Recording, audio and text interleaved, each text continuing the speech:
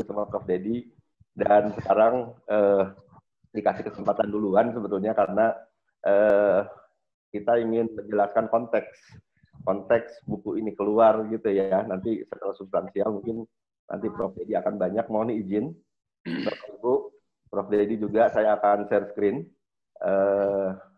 Karena tugasnya juga kata Prof. Dedi bikin slide dia oke, Prof gitu. Jadi saya akan share screen juga, hanya beberapa slide menjelaskan bagaimana konteks dari tulisan-tulisan ini keluar, karena buku ini isinya tulisan-tulisan yang boleh dibilang kumpulan tulisan, tapi sebetulnya tidak seperti buku yang satu garis, ada sebuah benang merah dari tulisan-tulisan yang kalau dibaca memang tipenya satu gitu ya, tapi kalau kita paham konteksnya mungkin agak sedikit menjelaskan garis besar dari buku ini.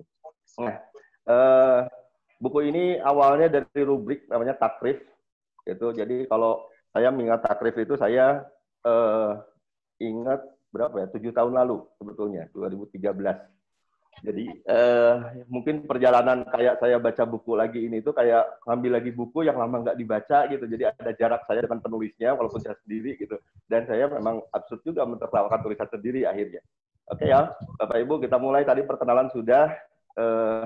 Saya sekarang bergerak di wilayah digital, membantu banyak institusi sebetulnya. Perkembangan digitalnya maju pesat sekali. Saya tinggalkan tahun 2013 masuk ke PR. Waktu itu juga cuma minta 2 tahun sebetulnya untuk keluar lagi, hanya sekedar membantu mungkin ya. Karena tahun 2010 saya udah keluar redaksi, lalu kemudian banyak membantu lembaga juga di strategi communication dan knowledge management. Lalu ya ini beberapa lembaga, tapi kurang lebih kita lewat. Nah sekarang kita masuk ke dalam konteks kenapa takrif ini muncul gitu ya. Kurang lebih pada tahun 2013 saya diminta masuk lagi redaksi. Setelah sebetulnya juga keluar redaksi 2010, kemudian banyak membantu lembaga lain di luar. Agak surprise juga gitu ketika harus balik lagi ke koran gitu ya. Walaupun ya koran posisi dulu juga tidak dalam posisi yang terlalu tertekan gitu, kan kita tahu juga kan mobile first itu atau platform mobile itu baru 2018 ketika Google mengeluarkan laporan tahunan. Mobile only itu 2019.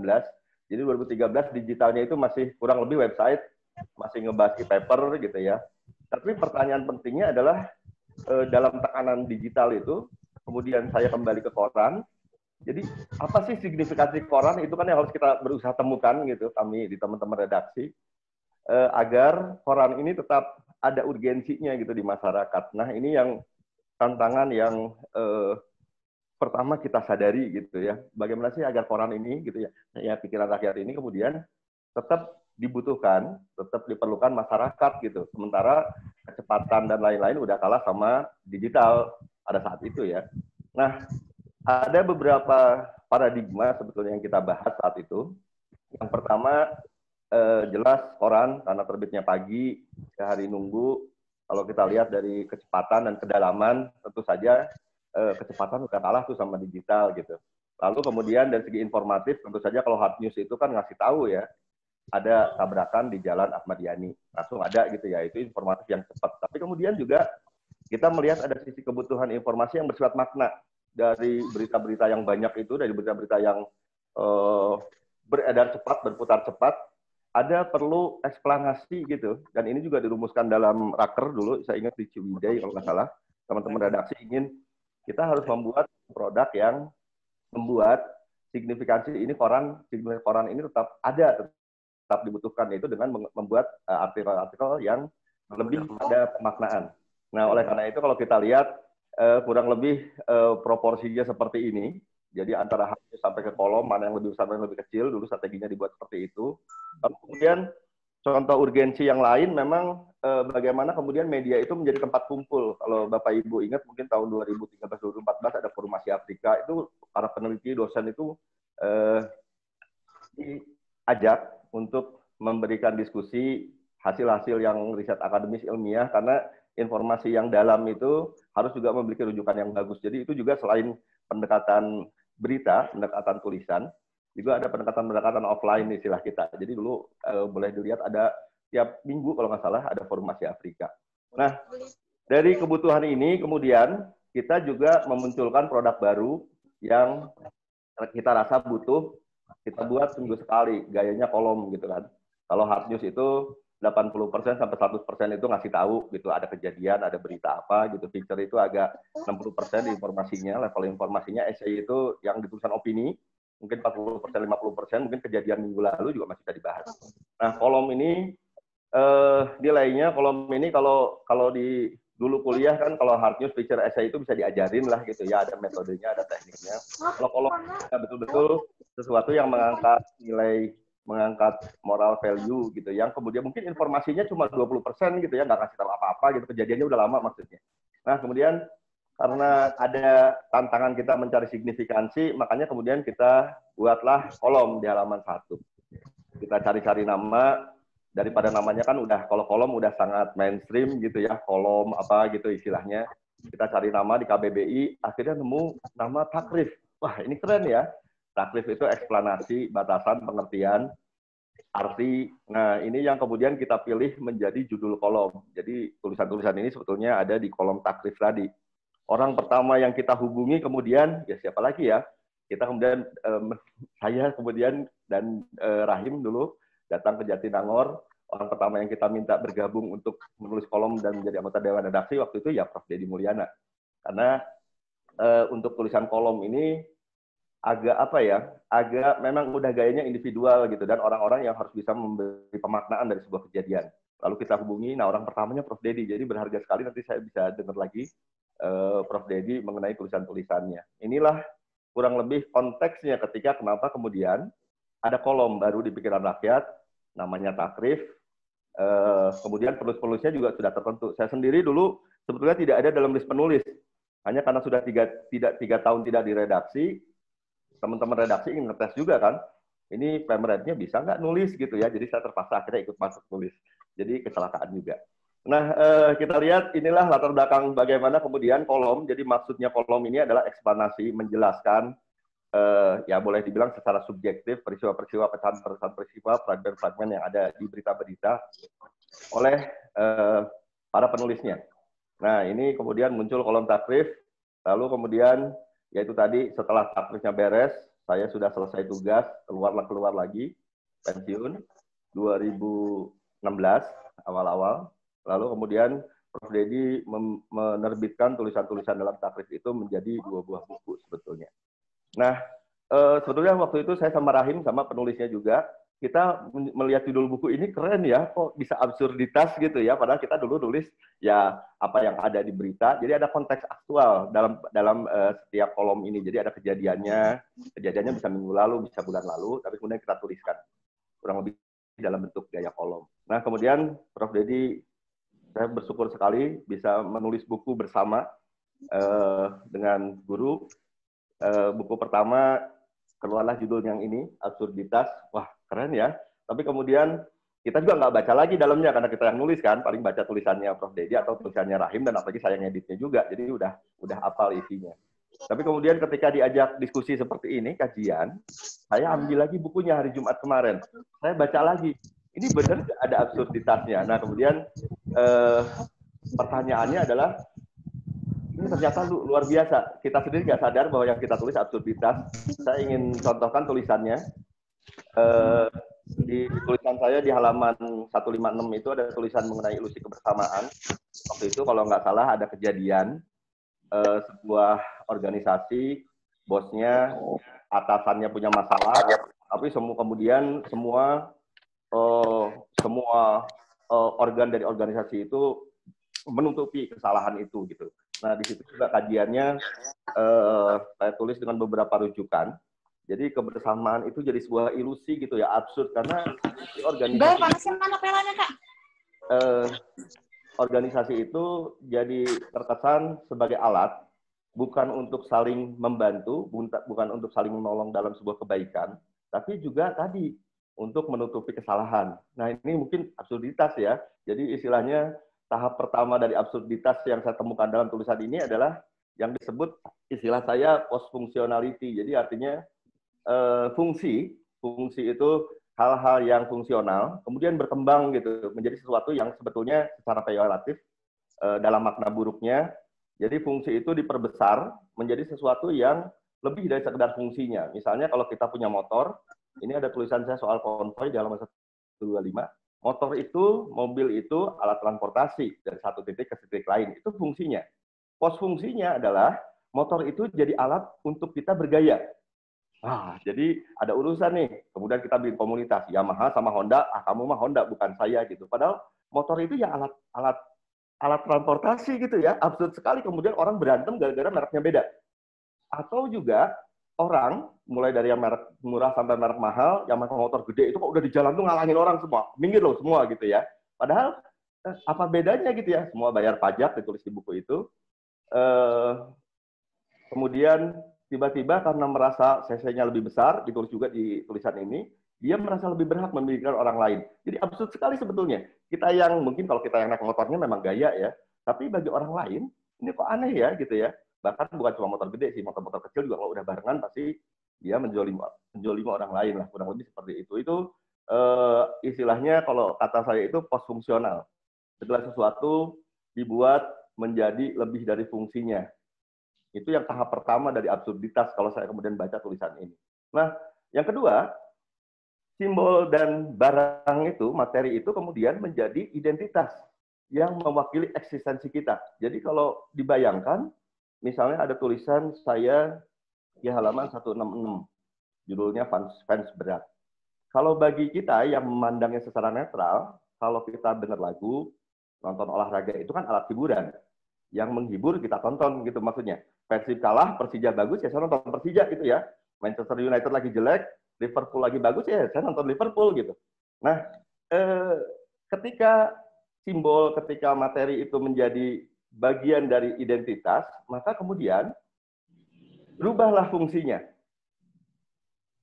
Kalau di bajunya Bobotoh tuh ada hidup mati ayam Persib gitu ya. Atau sama dengan Persija juga. Atau grup band gitu ya. Grup band sejelek-jeleknya apa karena udah idola ya udahlah grup band ini paling bagus gitu ya. Terus kita beli semua barangnya. Bahkan kita pakai semua simbol-simbolnya gitu. Nah, ini kalau di tahap kedua absurditas yang kemudian saya baca di tulisan saya sendiri sebetulnya adalah ketika simbol materi itu menjadi identitas eksistensial gitu. Sama dengan kalau ini maaf ya ibu-ibu, yang absurd juga misalnya di tulisan ini juga ada. Kalau kita di foto lagi musimnya tas mahal, foto tasnya itu pasti di depan gitu ya. Jadi yang lebih penting itu tasnya kelihatan orang, bukan muka kita aja. Jadi artinya secara kita sebagai manusia itu merendahkan diri di bawah simbol, di bawah merek, di bawah materi. Nah itu yang kemudian di level ketiga, kalau kita lihat dulu juga musim batu akik waktu itu 2000, saya lihat dulu ini tahun tulisan di batu akik, ini sama 2014 kalau nggak salah lagi rame-ramenya batu akik. Hubungan-hubungan itu, level-level kemanusiaan itu tergantung dari besarnya batu akik. Ini yang menarik dalam fenomena itu yang kemudian ya bagi kita, bagi saya terutama ini absurd banget ya. Orang itu diukurnya dari batu akiknya gitu. Nah, jadi ketika kita berkumpul dalam komunitas yang berbasis materi, hobi komunitas yang berbasis materi itu, standar reproduksi eksistensi kita juga berbasis materi. Motor yang paling mahal itulah ketuanya gitu, itulah tokohnya gitu ya. Motor yang paling modifnya paling aneh, atau kalau geng yang paling berani mukul orang itulah ketuanya gitu. Jadi artinya ini terjadi dalam beberapa kejadian waktu ditulis tahun itu, ya absurd sekali ya. Manusia yang kita hidup, maksudnya diciptakan Allah di bumi ini untuk beribadah, tiba-tiba merendahkan diri di depan materi dan simbol gitu ya.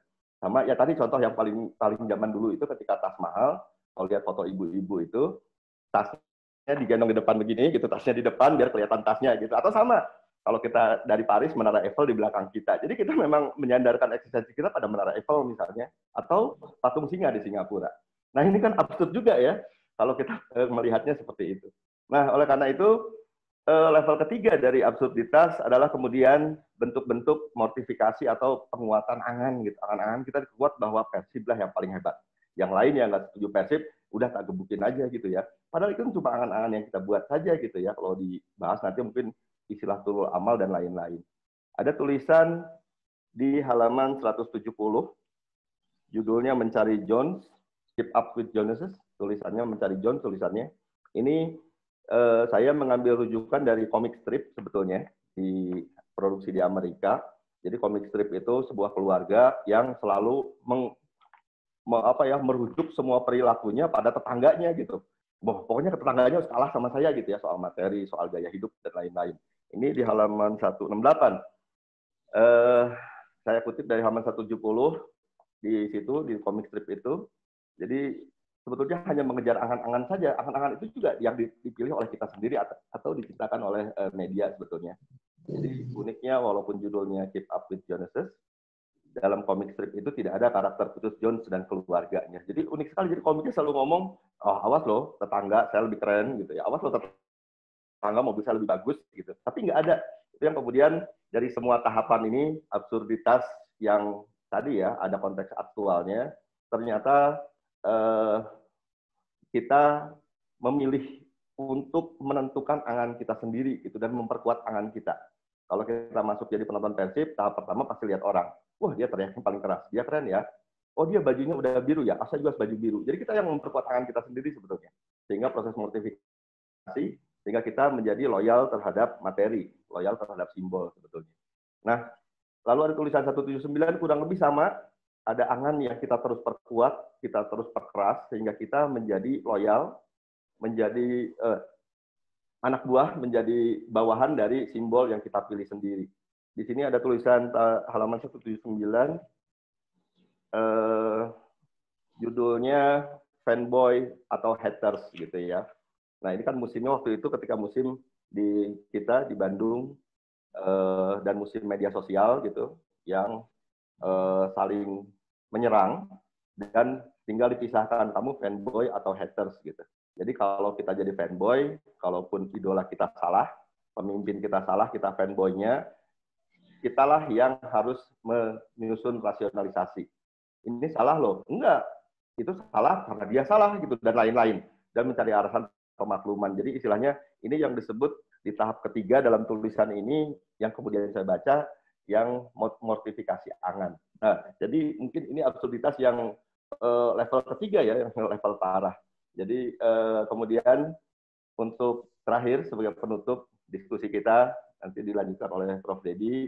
Jadi sebetulnya dalam absurditas-absurditas yang diberi judul keren oleh Prof. Dedi ini, ternyata dalam beberapa tulisan, sebagian besar bahkan bersyarat di sini, fenomena populer, budaya populer yang kita buat sebetulnya adalah kita memproduksi, kita memilih mana yang jadi idola kita reproduksi berhala-berhala sebagai wujud representasi dan eksistensi kita. Bisa batu akik, bisa tas yang mahal, bisa motor yang besar, bisa klub sepak bola, tapi itu adalah sesuatu yang kemudian kita berikan pikiran kita berikan hati kita berikan mungkin jiwa kita menjadi bagian dari eksistensi kita. Ini mungkin karena judulnya tiba-tiba absurditas, keren sekali sebetulnya.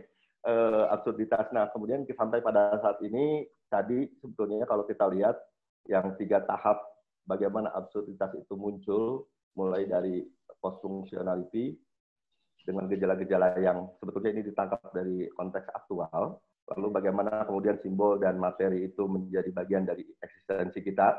Percaya kalau pakai baju yang mereknya gede-gede gitu ya, kita akan bangga sama mereknya. Itu artinya merek itu menjadi identitas kita, menjadi eksistensi kita untuk bersosialisasi.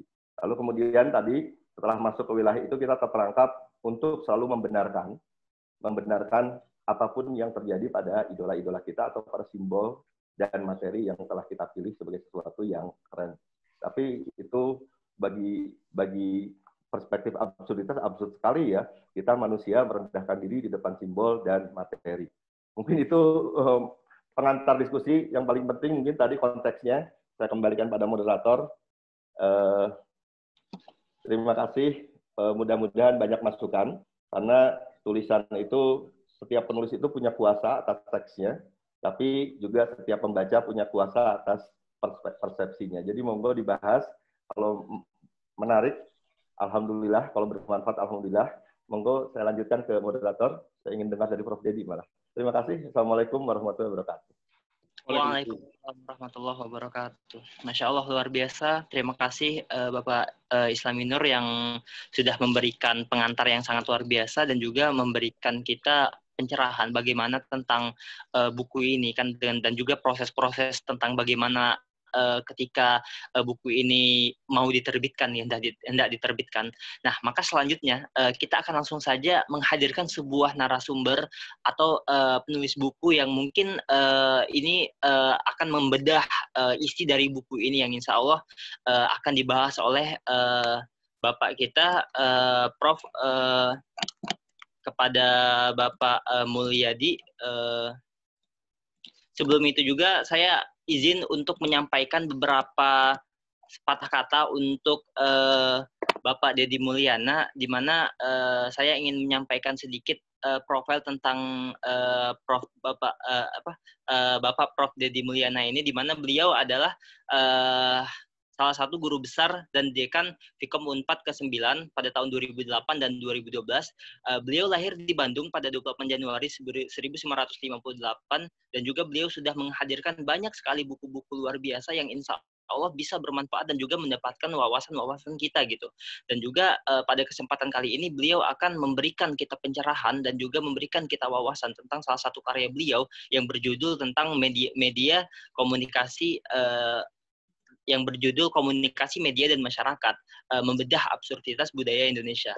Nah, Pak Deddy juga telah memperoleh berbagai penghargaan tingkat nasional, Masya Allah luar biasa Bapak, dan internasional, termasuk Inspirational Award dari pemerintah Australia tahun 2009 sebagai salah satu alumni terbaik Australia yang berjasa luar biasa bagi pengembangan ilmu komunikasi di Indonesia. Nah, mungkin itu aja yang dapat disampaikan dari Prof. Deddy yang sangat luar biasa ini. Langsung saja, mungkin peserta juga sudah ingin mendengarkan langsung pemaparan tentang bedah buku ini dari Prof. Deddy. Kepada Prof. Deddy kami persilahkan waktu dan tempat. Ya, terima kasih Kang Hizbi ya. Iya, betul. Assalamualaikum warahmatullahi wabarakatuh. Waalaikumsalam warahmatullahi wabarakatuh. Alhamdulillahirabbil alamin wassalatu wassalamu ala asrofil anbiya'i wal mursalin wa ala alihi wa sahbihi ajmain. Asyhadu an la ilaha illallah wahdahu la syarikalah wa asyhadu anna Muhammadan abduhu wa rasuluh. Saya pertama-tama harus berterima kasih dulu kepada Ibu Yanti ya dari Fakultas Psikologi Unpad yang sudah mengundang saya untuk berpartisipasi. Ya, saya senang sekali ini karena sudah lama juga tidak hadir pengajian karena pandemi ini ya. Hadir Prof. Assalamualaikum Prof. Ya Bu Yanti, makasih ya. Sama-sama Prof. Juga, Pak Ade Kosasi, Dr. Ade Kosasi dan Dr. Ahmad Muhori juga terima kasih ya. Dan tentu kepada Pak Ipe, mitra sahabat saya untuk menulis buku itu ya. Kalau Pak Ipe tadi bicara tentang latar belakang dan beberapa contoh absurditas, saya rasa saya akan lebih fokus ya. Saya akan lebih fokus pada tulisan yang keempat sebetulnya dalam buku ini ya, yang judulnya itu Bangsa yang Linglung, ya, Bangsa yang Linglung, yang berkaitan dengan absurditas berbahasa yang dilakukan oleh atau yang dianut oleh masyarakat kita. Ya. Nah, bahasa ini adalah bagian dari budaya kita, ya.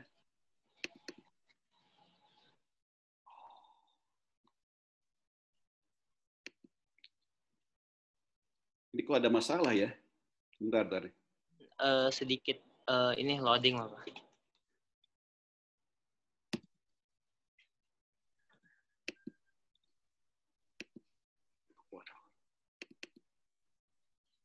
Bisa? Nah. Ya, baik ya. Baik, budaya itu istilah yang sangat familiar buat kita, bahkan anak-anak sekolah paling tidak mulai dari SMA itu sudah tahu ya. Dulu saya pun sama, budaya itu adalah apa? Pikiran, ya, kemudian perasaan dan juga karya manusia, ya. Justru karena terlalu umum memang jadi sulit didefinisikan gitu. Karena itu kalau kita bicara budaya, sama seperti komunikasi, sifatnya itu omnipresent. Jadi omnipresent itu hadir di mana-mana, seperti udara, ya. Sehingga sulit untuk diidentifikasi. Tapi sejumlah pakar memang sudah berusaha untuk memudahkan definisi budaya itu. Nah, salah satunya adalah yang paling sederhana itu dari Gerd Hofstede, seorang pakar komunikasi antar budaya atau manajemen antar budaya. Nah, kalau kita lihat Hofstede itu mengibaratkan budaya itu seperti bawang, ya. Jadi ada lapisan-lapisan. Lapisan yang paling luar itu simbol atau lambang, ya. Dan sistem simbol itu adalah bahasa apapun, termasuk bahasa kita, bahasa Indonesia, bahasa Sunda, ya. Nah, kemudian lapisan berikutnya itu adalah para pahlawan. Jadi budaya suatu bangsa itu akan terlihat juga pada para pahlawan yang mereka anut dari masa ke masa, ya. Dulu kita punya Soekarno, ya, punya Persib yang kita banggakan, punya Rudi Hartono, gitu ya, punya Habibie. Tapi sekarang apa yang kita miliki? Siapa yang bisa kita jadikan sebagai pahlawan yang betul-betul bermakna dan menyatukan kita sebagai bangsa? Saya nggak mau menjawab, ya. Nanti mungkin Bapak dan Ibu sekalian yang hadir dalam dunia forum virtual ini yang bisa memberikan jawaban. Tapi rasanya pada masa lalu kita itu lebih bersatu. Kita punya Rudi Hartono, kita punya Persib, gitu ya, kita punya Habibie. Tapi sekarang siapa yang bisa kita banggakan? Kalau negara lain, ya Amerika paling tidak punya Bill Gates, punya Steve Jobs, ya, Turki punya Erdogan, ya. Bahkan kita lihat Erdogan tuh pada saat pembukaan Hagia Sophia itu sampai membacakan Quran yang membuat kita misalnya merinding. Setelah dia baru saat pandemi ini punya Jacinta Ardern, ya. Apakah itu negarawan, politisi, ya, pemain sepak bola, ya. Brazil punya Messi, Portugal punya Ronaldo, tapi kita siapa? Apa yang kita banggakan saat ini? Saya juga nggak tahu, bingung, ya. Nah, mungkin yang nyata yang bisa dilihat setiap hari, terutama oleh generasi muda, adalah para selebritis, gitu. Ya. Nah, media itu adalah jendela yang sangat penting untuk melihat, ya, budaya masyarakat yang intinya adalah nilai-nilai. Ya, kalau kita kembali ke sini, coba inti dari budaya itu adalah nilai-nilai. Gitu. Ya. Nilai-nilai yang sepertinya bukannya pengakuan, tapi benar-benar meresap dalam jiwa kita. Pancasila itu adalah nilai-nilai sebenarnya. Tapi apa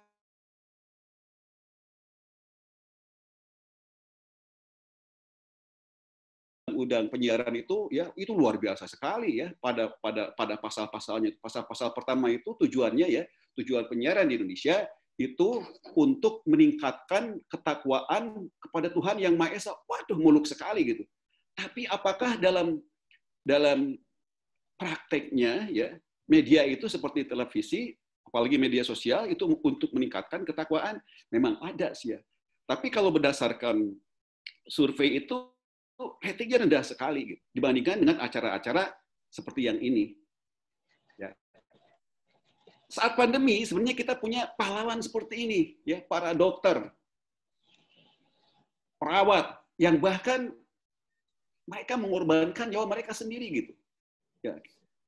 Kita memang mengangkatnya karena di TV pun ada lagunya, gitu ya. Tapi dibanding dengan para selebriti yang saya tidak dan kita tidak perlu mendiskreditkan. Tapi maksud saya betapa orang-orang yang lebih banyak jasanya, tapi mereka tidak memiliki porsi yang memadai, ya, untuk kita tampilkan sebagai para pahlawan kita, para idola kita. Bahkan kita melihat masyarakat kita ini yang absurd, ya. Para dokter itu sudah minta, ya, sudah tolong dong kami yang bekerja, ya. Anda itu ya udah tinggal di rumah aja, ya. Keluar pakai masker, ya, sering cuci tangan dan jangan berkerumun, gitu. Tapi kita di era new normal, lagi-lagi ini masalah media juga, ya. New normal itu ini saya mengatakannya tidak pas, bahkan menyesatkan. Dari new normal, neo menjadi now normal. Sekarang udah normal.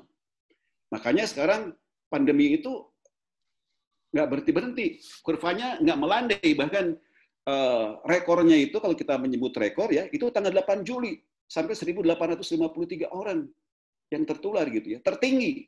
Padahal era normal baru itu dimulainya tanggal 5 Juni. Justru puncaknya itu ya, muncul setelah era normal baru gitu. Ya. Jadi apakah ini bukan sebuah absurditas ya? Nah, jadi orang itu menjadi penting, tidak penting, menjadi pahlawan, tidak pahlawan, buat orang komunikasi itu mereka sudah hafal. Ada yang namanya teori agenda setting, diagendakan. Ya, diagendakan oleh media.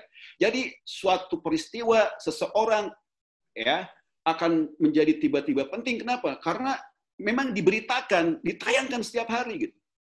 Jadi kalau misalnya kita mendapatkan tayangan-tayangan seperti ini tiap hari, generasi muda kita, ya cita-cita mereka ingin jadi selebritis, ingin jadi YouTuber, ya. Jarang orang ingin menjadi seorang Habibie gitu ya. Karena ini yang paling nyata gitu. Apalagi misalnya ingin menjadi orang yang punya jasa dalam sejarah Islam. Ya. Salahuddin Al-Ayyubi atau Khalid bin Walid gitu ya.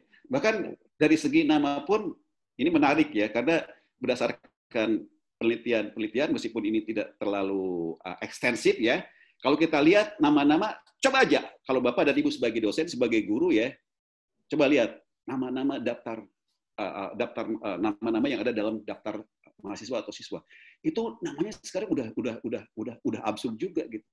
Sudah susah diucapkan juga susah.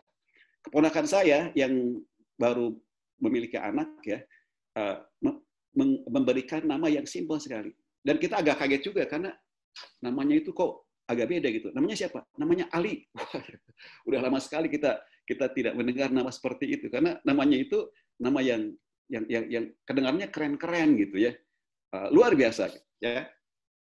Baik ya. Nah, memang susah sekali untuk membangun sebuah budaya, tetapi bukan tidak mungkin ya. Negara-negara besar yang juga beraneka ragam ya, ternyata mereka mampu tuh. Misalnya Australia itu juga kurang gimana. Australia itu adalah negara yang multikultural juga ya. Tapi mereka bisa membangun negara mereka ya, dan negara-negara lain ya. Nah, salah satu nilai saya mengatakan kan tadi nilai itu adalah inti daripada budaya. Ya. Salah satu nilai kita itu adalah sebetulnya harmoni. Itu sisi positifnya ya. Tapi memang seperti sebuah koin mata uang. Di balik satu sisi itu ada sisi yang lain. Harmoni ini menurut para pengamat ya ini hanya sekadar cuap-cuap aja, hanya sekadar manis di bibir gitu ya. Karena apa? Di balik itu ada efek sampingannya. Ketidakmampuan untuk mengelola konflik, ketidakmampuan ya untuk berdamai dengan orang lain yang berbeda pendapat. Nah, makanya di negara kita itu ya kita tahu sendiri ya, konflik itu banyak terjadi. Ya, dalam beberapa dekade terakhir ini antar agama, antar budaya ya.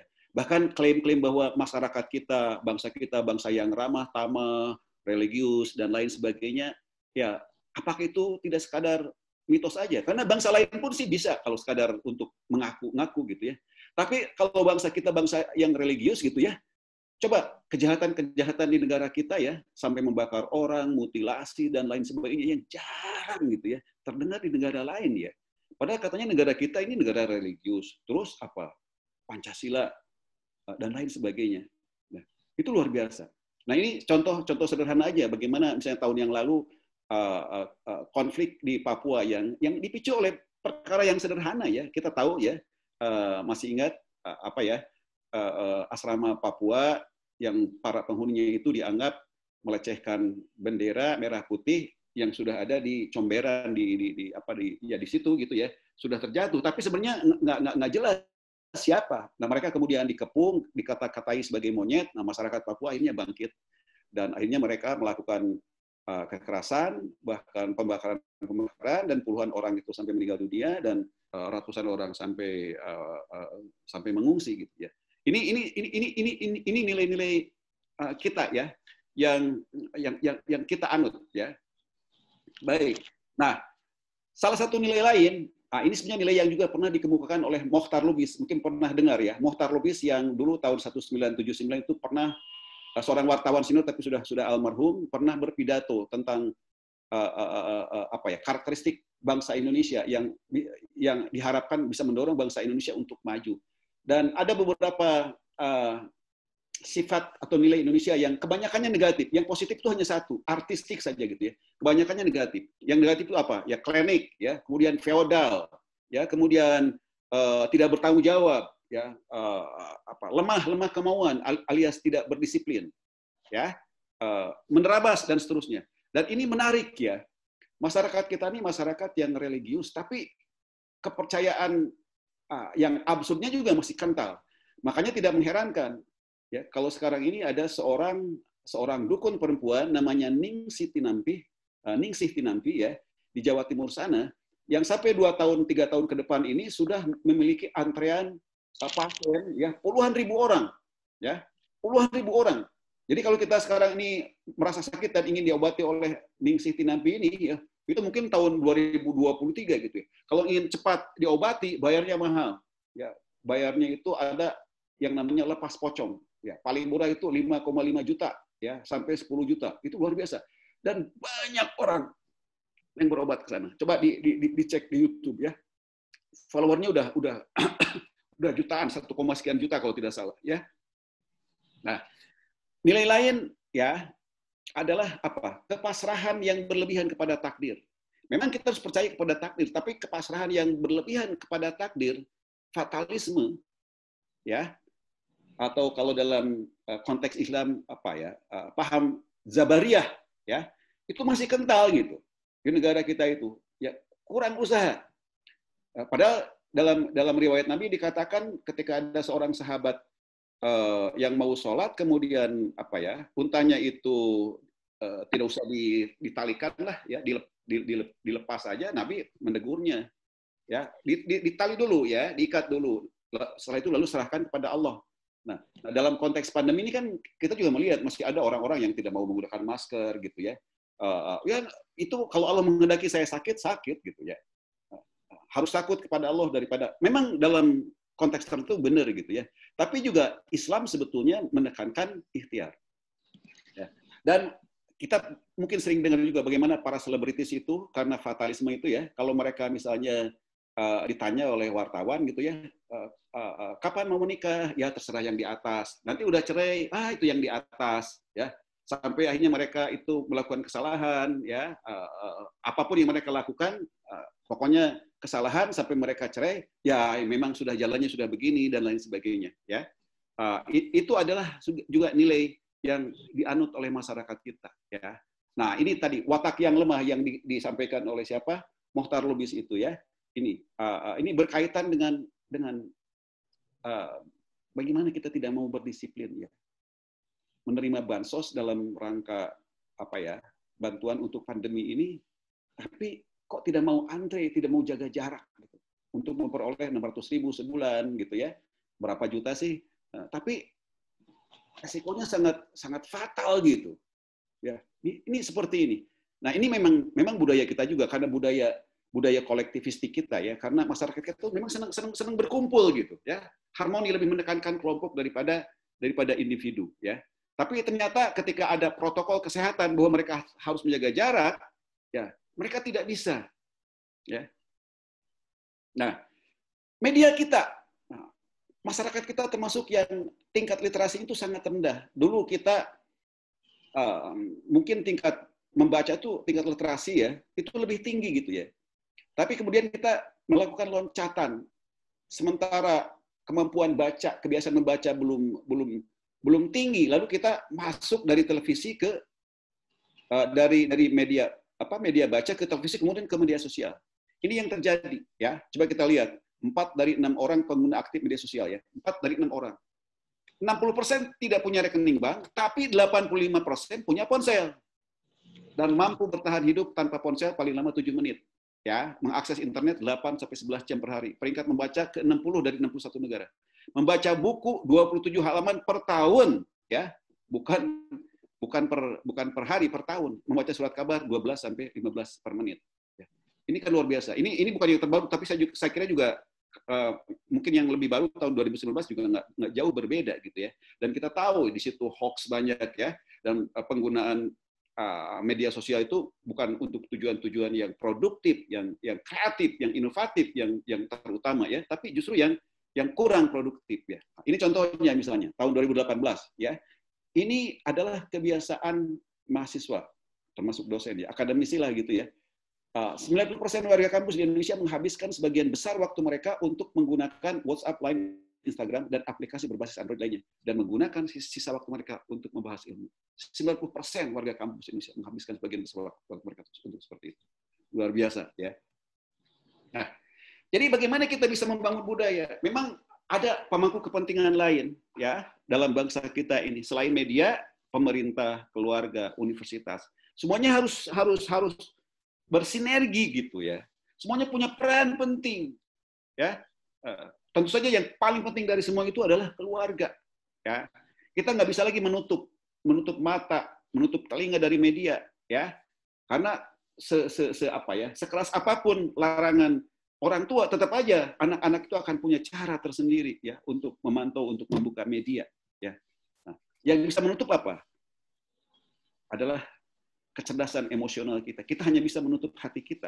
Jadi kalau hati kita itu sudah tertutup untuk membaca, membuka situs-situs yang jelek, meskipun ada di situ ya tidak akan kita buka. Gitu, ya. Media punya peran penting. Ya. Bayangkan kalau misalnya setiap media itu menayangkan, menyiarkan hal-hal yang positif, itu luar biasa. Gitu. Tapi kalau misalnya setiap hari kita dibombardir, diberondong dengan infotainment, ya, yang berdasarkan penelitian itu berjam-jam per hari sampai seminggunya itu bisa 50-60 jam, itu kan luar biasa. Terbuang waktu kita, ya. Sampai ada satu cerita seorang ibu-ibu yang ketika diwawancara itu ibu berapa lama nonton TV setiap harinya gitu ya. Karena ibu-ibu lebih senang nonton TV daripada media sosial. Mungkin sekarang agak sebanding. Wah, saya sampai 3 jam, 4 jam. Coba ibu, kalau ibu itu ya belajar untuk menjadi mahasiswa tingkat doktor, setelah 3 tahun, 4 tahun, ibu sudah menjadi doktor. Tapi dengan nonton TV, setelah 5 tahun, 10 tahun, apa yang diperoleh? Kan nggak ada. Sebenarnya ini adalah hal-hal yang sepele ya, yang mungkin kita juga sudah tahu. Jadi saya ngomong ini sebenarnya cuma mengingatkan aja. Tapi yang penting itu sebenarnya tindak lanjutnya, apa upaya kita gitu ya. Itu yang paling penting ya. Nah, salah satu model budaya itu adalah gunung es budaya. Ya, ada yang terlihat. Kalau gunung es budaya itu kan gunung es itu ada di laut ya gitu ya. Ada yang terlihat dan ada yang tidak terlihat ya. Yang terlihat itu seperti perilaku, pakaian tadi disampaikan oleh Pak Ipe ya, bahasa ya dan yang tidak terlihat. Nah, yang sebenarnya yang lebih penting itu yang tidak terlihat. Tapi yang terlihat itu bisa merupakan ekspresi daripada yang tidak terlihat. Yang di bawahnya itu ada values, nilai-nilai, ada proses berpikir, ya, gaya belajar dan seterusnya ya. Nah, problemnya begini, ini Bu Yanti saya kira lebih bisa menjelaskan ya. Jadi apa yang kita anut, nilai-nilai yang kita anut tentu tidak akan ada di dalam ya. Sering nilai-nilai yang kita anut itu kita nyatakan lewat perilaku komunikasi kita gitu. Jadi kalau orang yang memang dia dalam hatinya itu memang dia orang yang orang yang katakanlah menganut seperangkat nilai tertentu gitu ya, dia lebih mementingkan keduniaan ya, orangnya lebih mementingkan uang daripada persahabatan, itu akan muncul dalam hubungan kita dengan orang-orang lain ya. Kemudian orang lain itu akan menanggapi kita.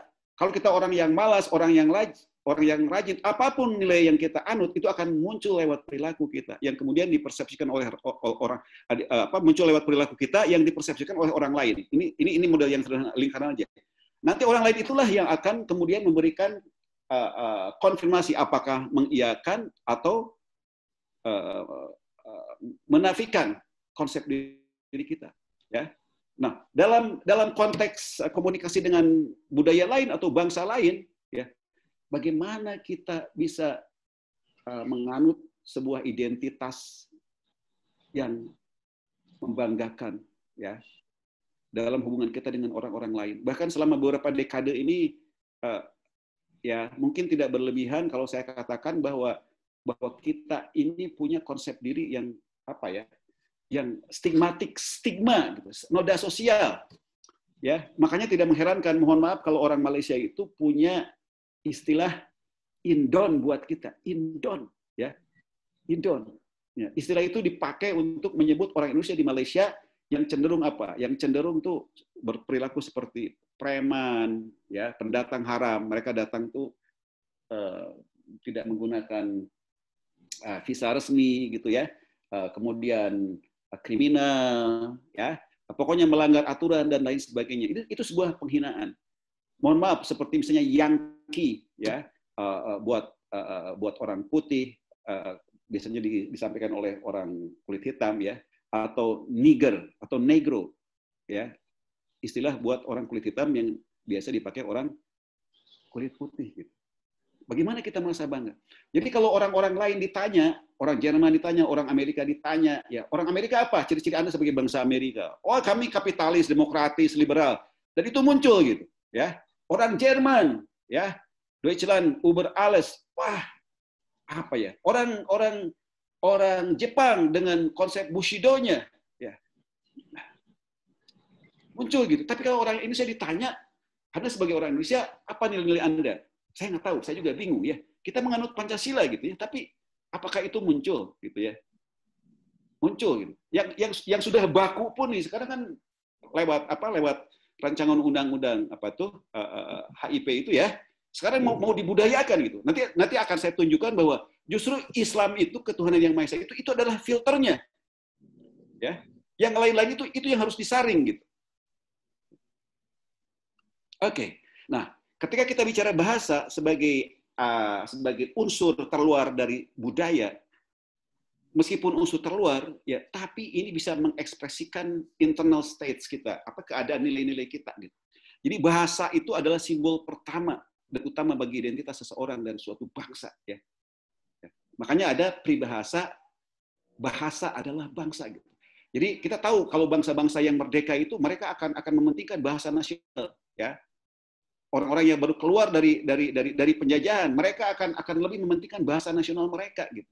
Akan diubah nama-nama gedung, akan diubah nama-nama jalan. Karena mereka tahu, ya, bahwa bahasa itu penting untuk identitas mereka.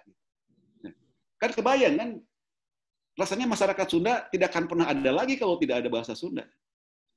Ya. Di buku ini saya menyebut mengisahkan Profesor Ganjar, rektor kita terdahulu, ya, yang bercerita tentang keadaan tahun 2030 gitu. 2030, ya, ketika ada masyarakat, anak-anak yang cuma dengar cerita aja bahwa ada yang namanya masyarakat yang bernama masyarakat Sunda, suku Sunda. Tapi ketika lampu gelap, ya, bukan kata-kata poek, bukan gitu. Aliran, bukan, tapi apa? Dark katanya. Di Bandung, di Jawa Barat. Bahasa memengaruhi kehidupan kita, memengaruhi orang lain untuk memperlakukan kita, memengaruhi kita dan mempersepsi diri sendiri. Ya. Nah, media adalah jendela budaya. Nah, ini yang pernah muncul di Kompas. Dan ini adalah kiasan aja untuk menunjukkan betapa sudah merajalelanya bahasa asing di negara kita, ya. Ini di Kompas nih coba. Dan mungkin kita pernah mengalami, ya, begitu masuk hotel, mall, lobby, parking, ya, in out, buy one get one, ya, sampai cotton wet floor. Padahal yang datang juga masyarakat Indonesia gitu. Jauh sekali bedanya dengan masyarakat Arab, masyarakat Jepang, masyarakat Korea, masyarakat Rusia, masyarakat Turki yang lebih mengutamakan itu bahasa mereka dengan tulisan-tulisan mereka, ya, dengan huruf, kalau di Jepang tuh huruf kanji dan lain sebagainya. Jadi bangsa kita itu memang absurd, ya, memang absurd. Saya nggak tahu, saya jadi ingat apa yang dikatakan oleh Ibnu Khaldun, ya, yang menulis buku Muqaddimah Sosiologi Muslim abad ke-14, ya. Ini mungkin semacam hipotesis aja, ya, bahwa bangsa-bangsa yang kalah, yang pernah dijajah, katanya, mereka berusaha untuk meniru bangsa-bangsa yang pernah menjajahnya, ya, dalam segala aspek budaya, termasuk dalam cara berbahasa. Ya. Bukan berarti ini tidak penting, tapi menurut saya tidak pada tempatnya. Ya, Profesor Badudu itu, ya, guru besar kita, almarhum, mudah-mudahan Allah menempatkannya di tempat yang mulia, ya, pernah mengatakan, kalau kita berbicara bahasa Indonesia, udah bahasa Indonesia aja, kalau asing-asing aja, nggak usah dicampur-campur gitu. Ya, nah, tapi kita enggak. Ini beberapa contoh. Pak, ini saya udah bicara terlalu lama ya. Mudah-mudahan 5-10 menit lagi lah ya. Ini para pembicara kita ya, siapapun ya, tokoh, pejabat, artis, dosen ya. Kalau bicara itu coba aneh kan, meng-appreciate. Kenapa sih? Apa salahnya menghargai gitu ya? Meng-appreciate gitu. Wah, kadang-kadang banyak salahnya juga ya. Saya pernah ketemu dengan seorang dokter yang memuji saya gitu pada saat itu ya. Wah,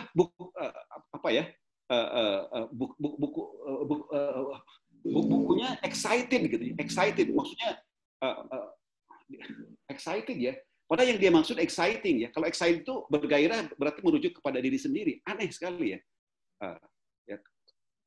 Para selebritis itu, aduh, gimana nih, gimana keadaan Anda? Aduh, boring nih, lagi boring. Dia ingin menyampaikan yang dimaksud sebenarnya saya lagi merasa bosan. Tapi boring itu bukan merasa bosan, membosankan. Jadi itu sama dengan menghina diri sendiri. Saya orangnya membosankan.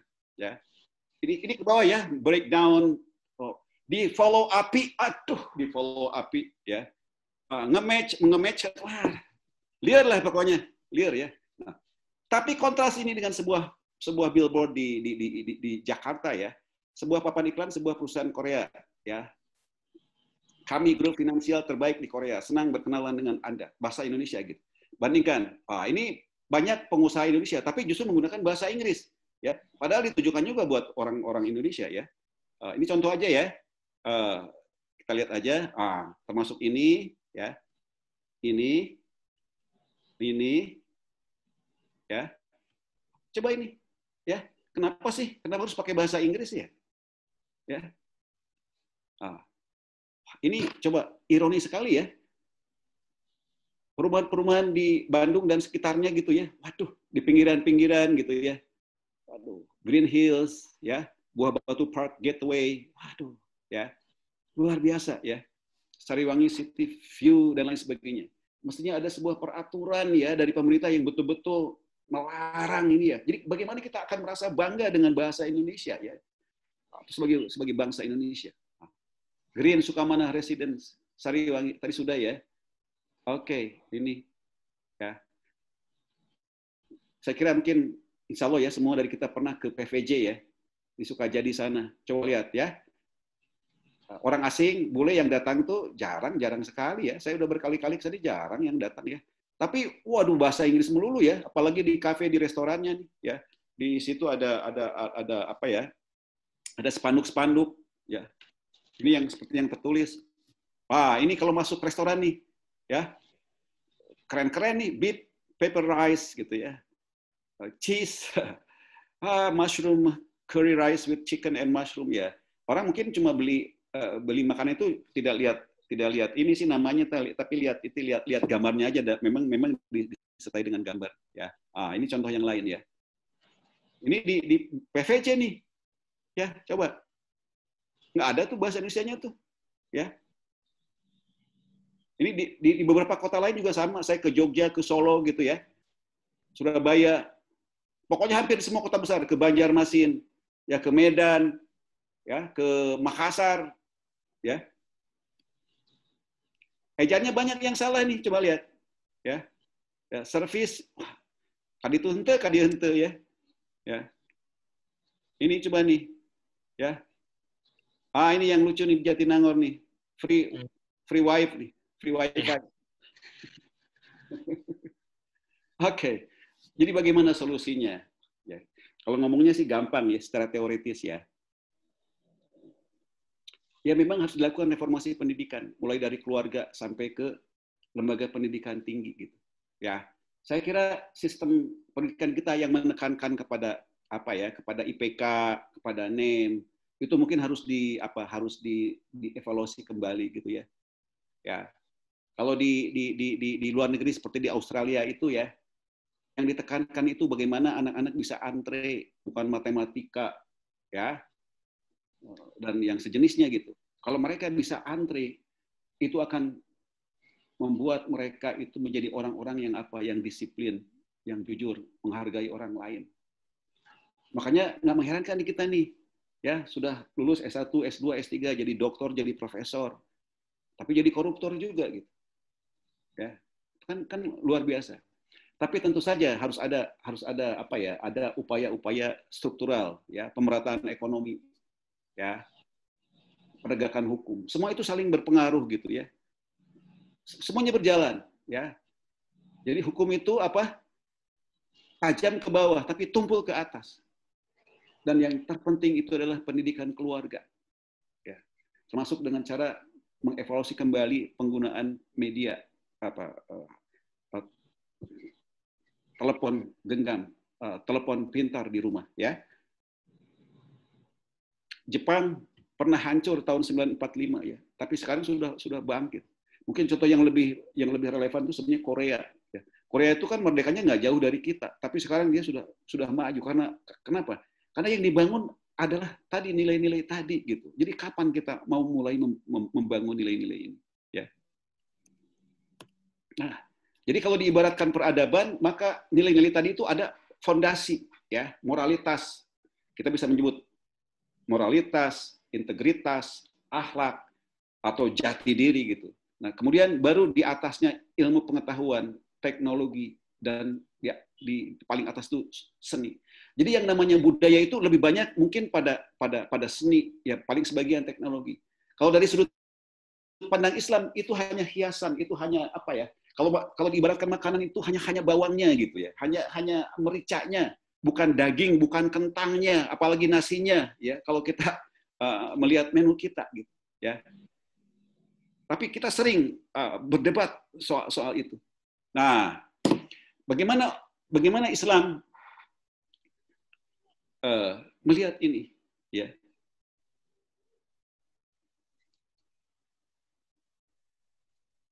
Sudah disebutkan di situ di dalam surat salah satu dalam Al-Qur'an ya. Ini karena terhalang gambar saya nggak ya. Ayati khalqus samawati wal ard wa ikhtilafu alsinatikum wa alwanikum inna fi dzalika laayatil alimin. Dan di antara tanda-tanda kekuasaannya adalah Dia menciptakan langit dan bumi dan berlain-lainan bahasamu dan warna kulitmu. Sesungguhnya pada yang demikian itu benar-benar terdapat tanda-tanda bagi orang-orang yang mengetahui. Jadi budaya itu sudah sunatullah sebetulnya, memang ya. Cuma itu bukan inti, itu adalah very gitu ya. Nah, banyak sekali ayat-ayat, tapi ini yang lebih relevan ya. Saya kira kita sudah hafal semuanya. Ya ayuhan nasu inna khalaqnakum min dzakarin wa untha wa ja'alnakum syu'uban wa qabaila lita'arufu inna akramakum indallahi atqakum ya. Hei manusia, sesungguhnya kami menciptakan kamu dari seorang laki-laki dan seorang perempuan dan menjadikan kamu berbangsa-bangsa dan bersuku-suku supaya kamu saling kenal mengenal. Sesungguhnya orang yang paling mulia di antara kamu adalah orang yang paling takwa di antara kamu. Nah, takwa ini kembali adalah kalau diibaratkan tadi budaya itu ada pada inti, kalau budaya sebagai bawang atau pada fondasi gitu. Ya. Nah, itu yang harus dibangun untuk menjadi bangsa yang lebih baik. Kenapa? Karena Allah sudah berfirman, Innallaha la yughayyiru ma biqaumin hatta yughayyiru ma bi anfusihim. Sesungguhnya Allah tidak akan mengubah keadaan suatu kaum sebelum kaum itu sendiri yang mengubah apa yang ada pada diri kita. Ya. Saya kira itu yang saya sampaikan sebagai apa ya, pemantik ya. Assalamualaikum warahmatullahi wabarakatuh. Waalaikumsalam warahmatullahi wabarakatuh. Waalaikumsalam warahmatullahi wabarakatuh. Masya Allah, luar biasa. Terima kasih sekali Pak Deddy Mulyana, di mana pemaparan yang sangat luar biasa yang disampaikan dan juga banyak sekali apresiasi dari peserta terlihat dari beberapa chat yang disampaikan di kolom chat Zoom ini. Salah satunya adalah banyak sekali yang menyampaikan bahwa banyak mereka pemahaman yang baru dan juga hal-hal luar biasa yang didapatkan dari materi yang disampaikan oleh Bapak Deddy Mulyana ini. Luar biasa sekali. Sekarang mungkin kita langsung saja masuk kepada sesi pembahasan. Sebelum itu saya pengen menyampaikan kepada para peserta, khususnya kepada peserta yang ingin bertanya, silahkan ketika pada saat di akhir ini nanti kita akan mengadakan sesi diskusi dan tanya jawab, dan apabila peserta ingin bertanya, silahkan tulis di kolom komentar dengan format nama, instansi, dan saya ingin bertanya atau ingin bertanya gitu. Peserta juga boleh menyampaikan pertanyaannya langsung lewat chat atau mungkin nanti dikondisikan jika memungkinkan akan dipersilahkan oleh moderator untuk menyampaikan langsung.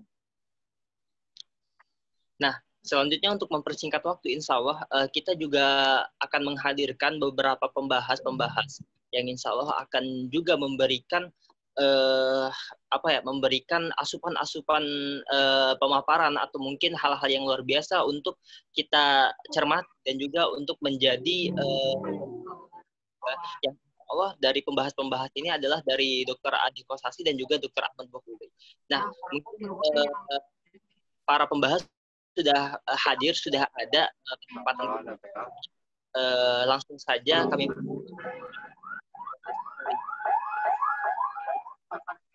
untuk menyampaikan inti dari pembahasan atau mungkin pembahasan yang akan disampaikan oleh Bapak Ade Kosasi. Pada Bapak dipersilahkan.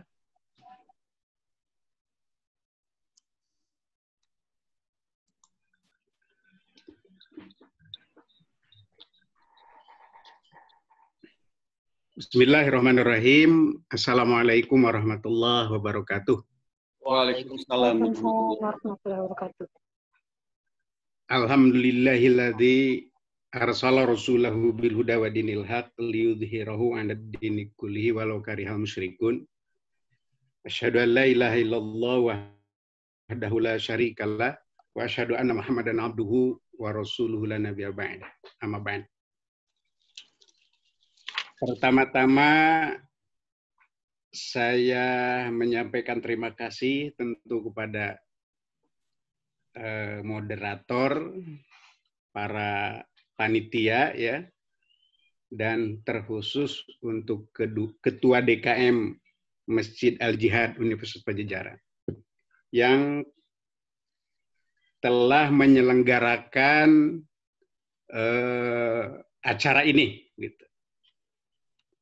Kemudian yang saya hormati guru kita Prof. Dedi Mulyana yang di dalam kesibukannya bisa hadir ya, memberikan pencerahan baik yang ada di dalam buku yang sudah ditulis yang berjudul Komunikasi Media dan Masyarakat, membedah absurditas budaya Indonesia, maupun yang belum mungkin tertulis di sini tetapi sudah relevan disampaikan pada kesempatan ini. Ini juga menambah pengayaan pengetahuan kita. Kepada Pak Islami Nur ya, juga tadi sudah kita sama-sama dengar apa yang ditulis dalam buku ini juga disampaikan ya, walaupun tidak seluruhnya. Nah, sebetulnya saya tidak diberi tugas khusus untuk membahas ini, apa yang mesti saya sampaikan gitu. Apa dibahas per halaman begitu atau per topik yang disampaikan, atau saya hanya menyampaikan pertanyaan-pertanyaan saja. Ini tidak diberikan guide-nya, tidak diberikan panduannya gitu, mohon maaf. Sehingga mungkin apa yang saya sampaikan, pertama rasa hormat dan penghargaan begitu ya atas terbitnya buku ini sebagai bukti bahwa buku ini berterima di masyarakat pembacanya. Ini sudah cetakan ketiga ya. 2015 bahkan 2 kali dicetak, dan 2016 juga dicetak. Dari mulai 2017-18 mungkin juga ini sudah ada juga perkembangan-perkembangan yang lain. Nah, sehingga ini sangat menunjukkan bahwa kredibilitas kepakaran penulisnya sudah tidak diragukan lagi dan sudah kita semua kenal, paham, tahu begitu. Apalagi ya terkait dengan topik-topiknya. Jadi kalau kesan saya begitu Prof, ini membaca buku ini seperti, maaf saja, ini tidak berlebihan barangkali, ketika Allah mengajarkan ajaran moral tertentu gitu ya. Kemudian pada saat itulah diceritakan background-nya, setting ceritanya. Ya, misalnya ketika Allah menurunkan wabtaghi fima ataqallahu darul akhirah wala tansa nasibaka minad dunya. Surat Al-Qasas itu. Sebelumnya kan Allah menceritakan tentang Korun ya. Korun itu adalah orang seperti begini, seperti begini, seperti gini. Ini realitas pada zaman itu. Kemudian oleh Allah, wabtaghi fima ataqallahu darul akhirah. Nah, ini pun adalah satu buku yang sebetulnya syarat ajaran moral begitu, tetapi membawa buku ini dengan setting ceritanya. Di situ bercerita tentang dari mulai pribadi Prof, kemudian keluarga, kemudian dengan rekan kerja sampai menceritakan tentang Rektor Unpad Prof Ganjar. Itu pun adalah realitas ya. Dan Al-Quran banyak mengajarkan moral atau akhlak itu dengan cara membuat setting dulu supaya ini bisa dikontekstualisasikan dengan kehidupan sekarang.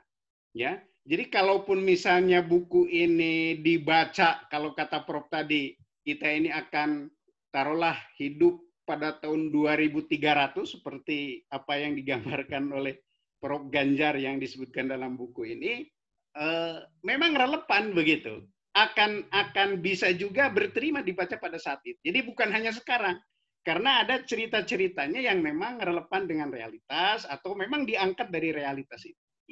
Nah, sehingga ini menambah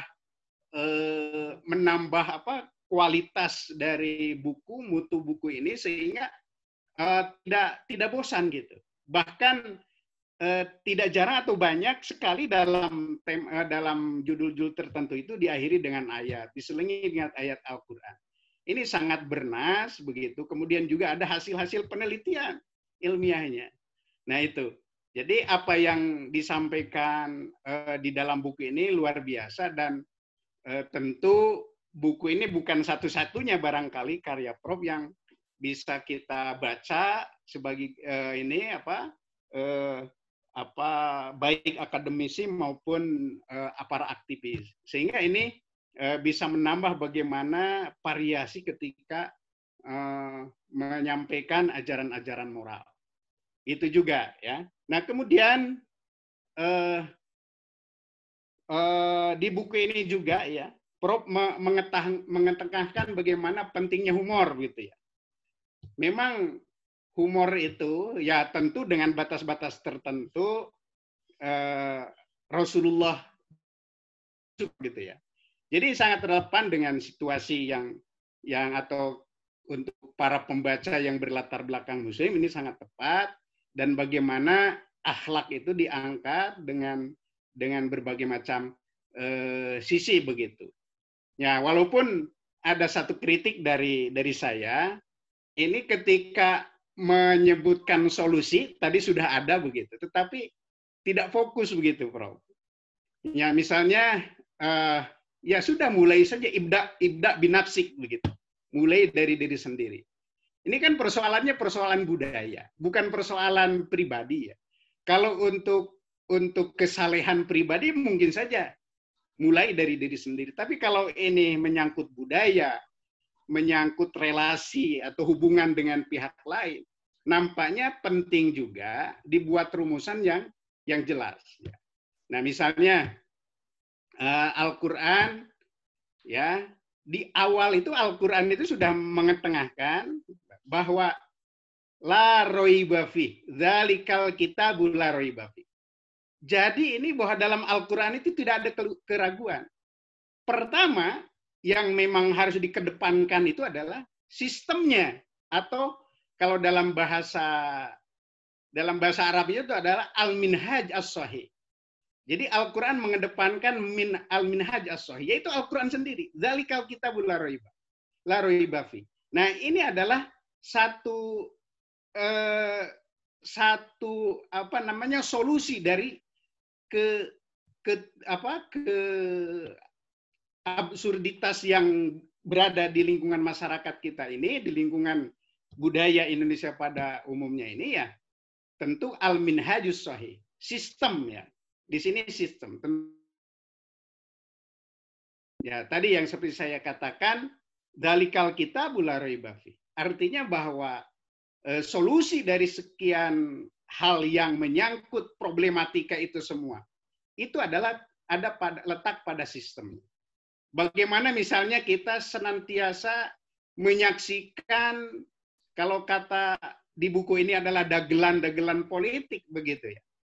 Undang-undang yang diperbaharui, undang-undang yang dipersiapkan dengan instan, yang tidak ajak begitu. Sehingga apa yang terjadi ya, karena kekuatannya tidak ada, kemudian ganti penanggung jawabnya ganti juga begitu. Nah, bahkan undang-undang juga, produktivitas undang-undang banyak, tetapi pelaksanaannya tidak ada karena undang-undangnya itu tidak, atau hukum atau sistemnya itu tidak ajak. Gitu. Yang kedua, solusi dari apa yang menurut saya penting diungkapkan itu adalah, yang kedua adalah pembentukan tadi ya, kalau dalam bahasa Islam itu adalah al-amilunal mu'minun ya. Jadi kita sebut adalah masyarakatnya itu ya, masyarakat secara individu, dari mulai pembentukan individu, kemudian keluarga, kemudian komunitas atau jemaah sampai kepada umatnya, itulah dia bagaimana dibina ya, dibina secara memiliki kualitas dan kadar keimanan yang mumpuni begitu. Karena akan diperkenalkan dengan sistem yang kuat. Nah, yang ketiga adalah yang kemudian tidak kalah penting, yaitu adalah al-qiyadah ya. Al-qiyadah al-mausuk biha. Al-qiyadah al-hazimah al-mausuk biha. Jadi kepemimpinan yang relatif bisa dipercaya, kepemimpinan yang kuat dan juga dipercaya, al-mausuk biha. Nah, ini yang tidak terlihat begitu ya. Nah, tiga hal ini sebetulnya tadi termasuk kepada hukum, kemudian sampai kepada bahasa, realitas bahasa, penggunaan bahasa, budaya-budaya populer, bagaimana orientasi pada idola ya. Idola itu sudah bukan lagi ini, karena memang zaman seperti ini nampaknya kita bentengi dengan tiga hal ini. Itu barangkali solusi yang di buku ini ya, tadi sudah diperkaya lagi. Ini ibda binafsi, mulai hanya diri sendiri, tapi bagaimana realitasnya. Nah, kalau saya mengusulkan tiga hal ini adalah tadi terkait dengan al-minhaj as-sahih ya, sistem yang kuat. Ini nampaknya kondisi-kondisi yang serba darurat itu memang bagi pihak tertentu menguntungkan begitu. Karena dengan darurat-darurat ini ada kepentingan-kepentingan tertentu, atau ada orang yang memanfaatkan di dalam suasana darurat ini sesuatu yang kepentingan pribadinya atau kepentingan kelompoknya ya. Karena dengan situasi darurat kita tahu misalnya aturan tidak berjalan dengan baik, kemudian ada diskresi atau peringanan hukuman, atau mungkin juga seorang pejabat bisa mempermudah melakukan hal lain misalnya. Sementara kita di kampus ini untuk bisa naik pangkat dari mulai asisten ahli ke lektor itu luar biasa. Dari rektor ke lektor kepala itu harus mengumpulkan karya ilmiah, apalagi dari rektor kepala ke guru besar. Sementara kalau kita lihat banyak yang jadi guru besar itu tanpa mekanisme ini, ya, tanpa mekanisme ini. Nah, ini juga nampaknya perlu juga disampaikan, ya. Nah, sehingga harusnya kan yang namanya guru besar itu yang mengajar. Saya ya di kampus begitu.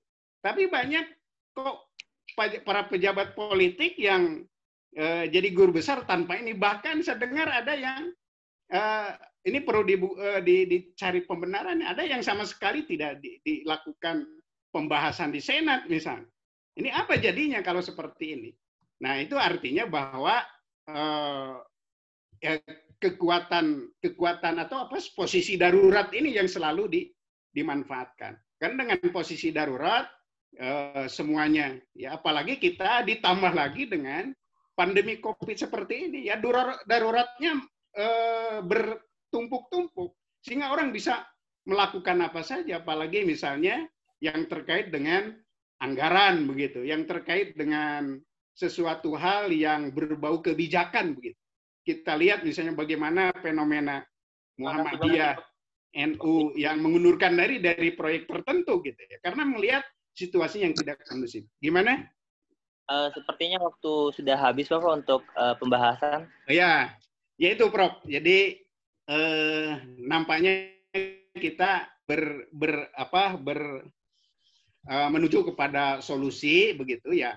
Sebagai kata akhir, ala kulihal ini penulisan luar biasa dan saya menerima buku ini dari panitia hari Senin, datang ke rumah begitu, buku ini hari Senin yang lalu, 1 pekan saya harus baca, di samping harus mengisi webinar yang lain, sehingga alhamdulillah bisa menceritakan dan luar biasa bagusnya begitu, dan semua faktual. Kadang-kadang membaca buku ini bisa tertawa sendiri karena banyak lucu, banyak humornya, dan juga ada seriusnya. Tetapi ketika yang jadi ini luar biasa, sebetulnya ada pada poin yang pertama itu, Prof. Yang poin pertama itu, Prof, menginikan tentang, ini satu lagi, tentang pulang kampung. Nah, justru menurut saya poinnya di situ. Ala kulihal, walaupun bagaimana kita ini akan pulang kampung. Yang dimaksud pulang kampung itu kita akan meninggal.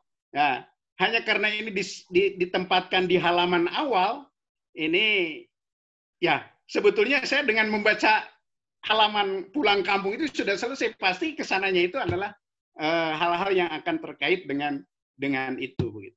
Itu barangkali yang bisa saya sampaikan. Mohon maaf ya, itu dari perspektif yang saya sampaikan, tetapi luar biasa ini Prof, dan memang perlu kita belajar begitu bagaimana menyajikan tulisan-tulisan yang enak dibaca semacam ini.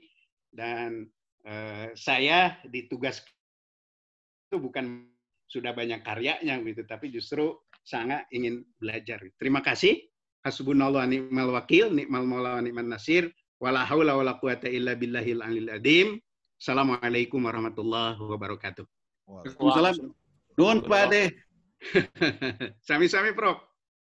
Nuhun Pak. Oke, selanjutnya langsung saja mungkin kita panggilkan satu pembahas lagi dari salah satu dosen Fakultas Ilmu Sosial dan Politik Unpad. Langsung saja kepada Bapak Ahmad Bukhari. Waktu dan tempat kami persilahkan.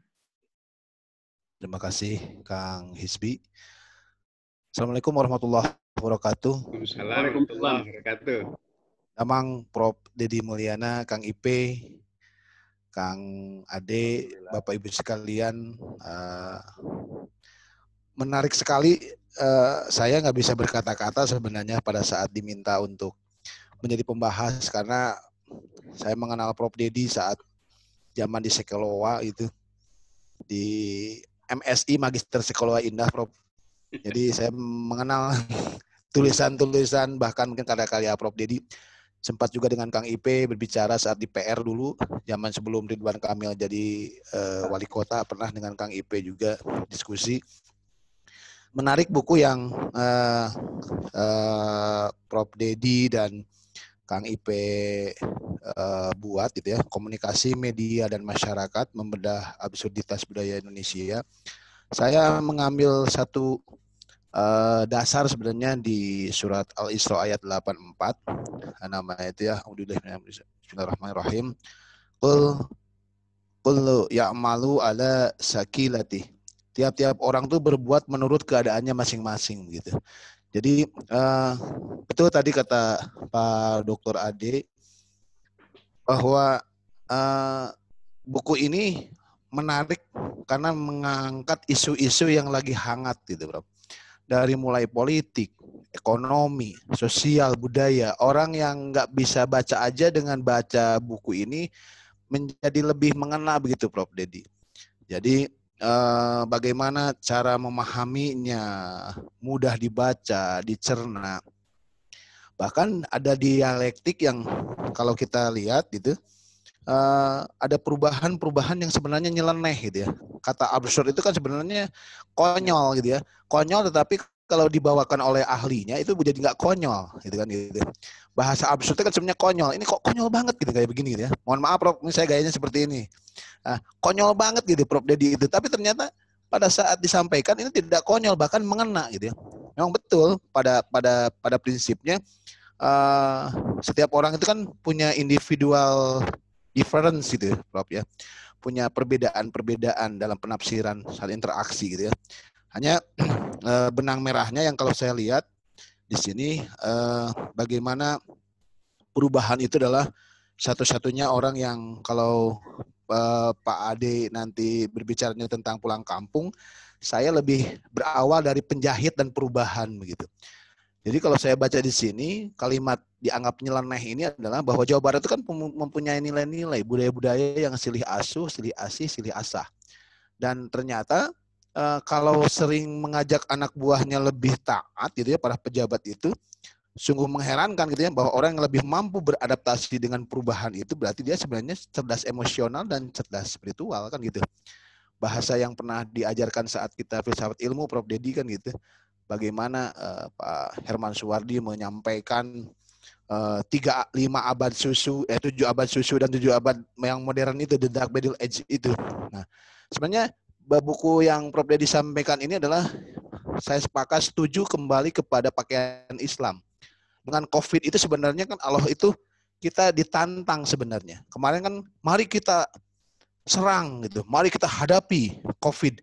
Allah memberikan sesuatu yang ternyata dikasih COVID aja bukan begitu harusnya. Oh, ternyata kita dulu membahas, meremehkan apa yang disebut namanya cadar. Hari ini kita, laki-laki sudah pakai cadar semua kan, pakai masker, Prof. Allah itu dengan gampangnya membulak-balikan gitu ya. Apa yang tadi disebutkan bahwa tiap-tiap orang berbuat menurut keadaannya masing-masing. Jadi menurut saya, Al-Isra 84 itu mengingatkan kita bahwa jangan sekali-kali kita tuh membuat sejarah yang sebenarnya kita tidak menguasai sejarah gitu ya.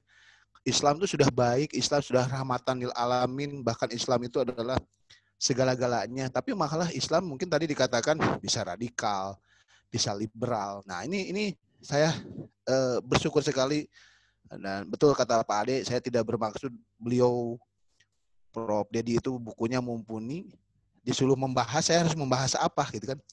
Tapi kritiknya Prof menurut saya adalah sayang Prof bahasanya masih malu-malu mengkritik pemerintah. Kalau saya senangnya kemarin dengan Prof Zul kritik aja Prof gitu kan ya.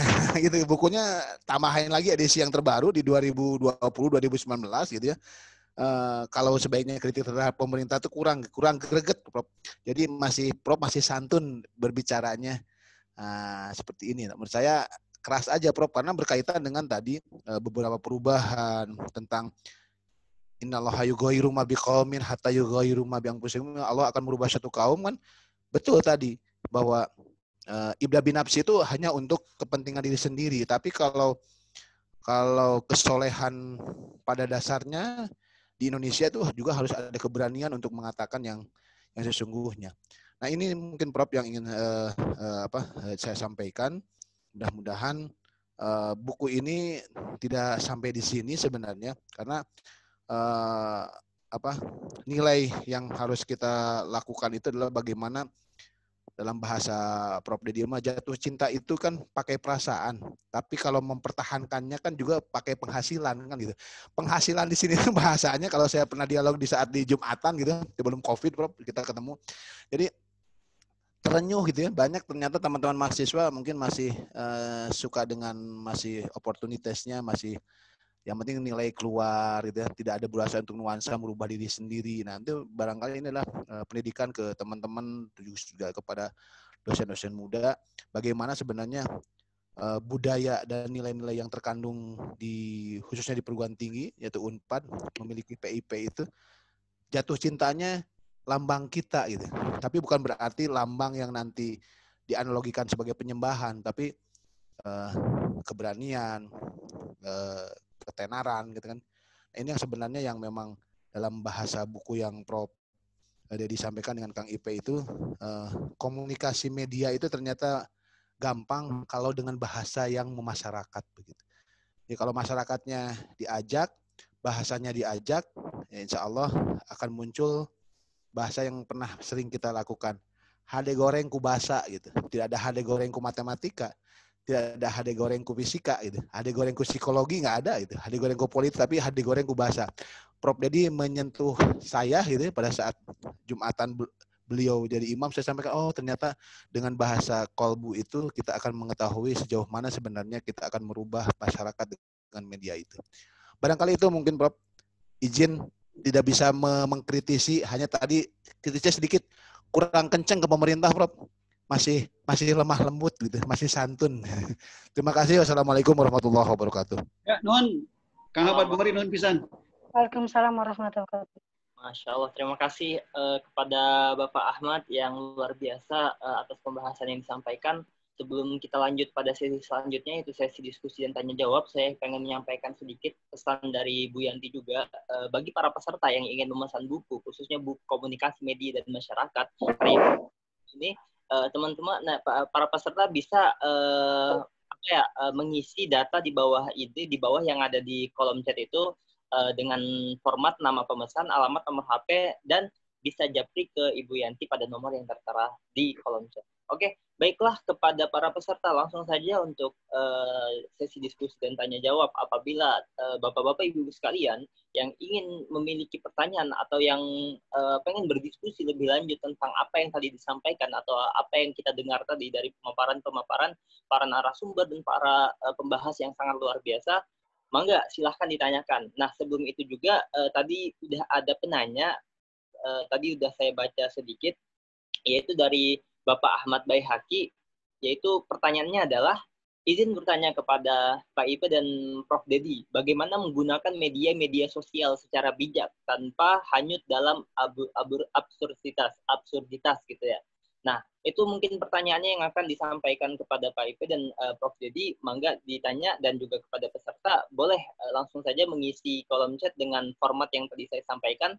Insya Allah pertanyaannya akan disampaikan secara langsung jika memungkinkan, atau mungkin saya bisa bacakan. Terima kasih, mungkin langsung saja dijawab kepada Prof Dedi atau mungkin Pak Ipe langsung. Mangga Prof duluan. Ya, boleh. Terima kasih. Ya, terima kasih Mas Hisbi ya. Satu konsep itu namanya literasi digital ya. Jadi bagaimana supaya masyarakat itu melek. Kalau dulu kan ada istilah melek baca ya. Bagaimana cara kita membaca apa yang harus dibaca gitu kan ya.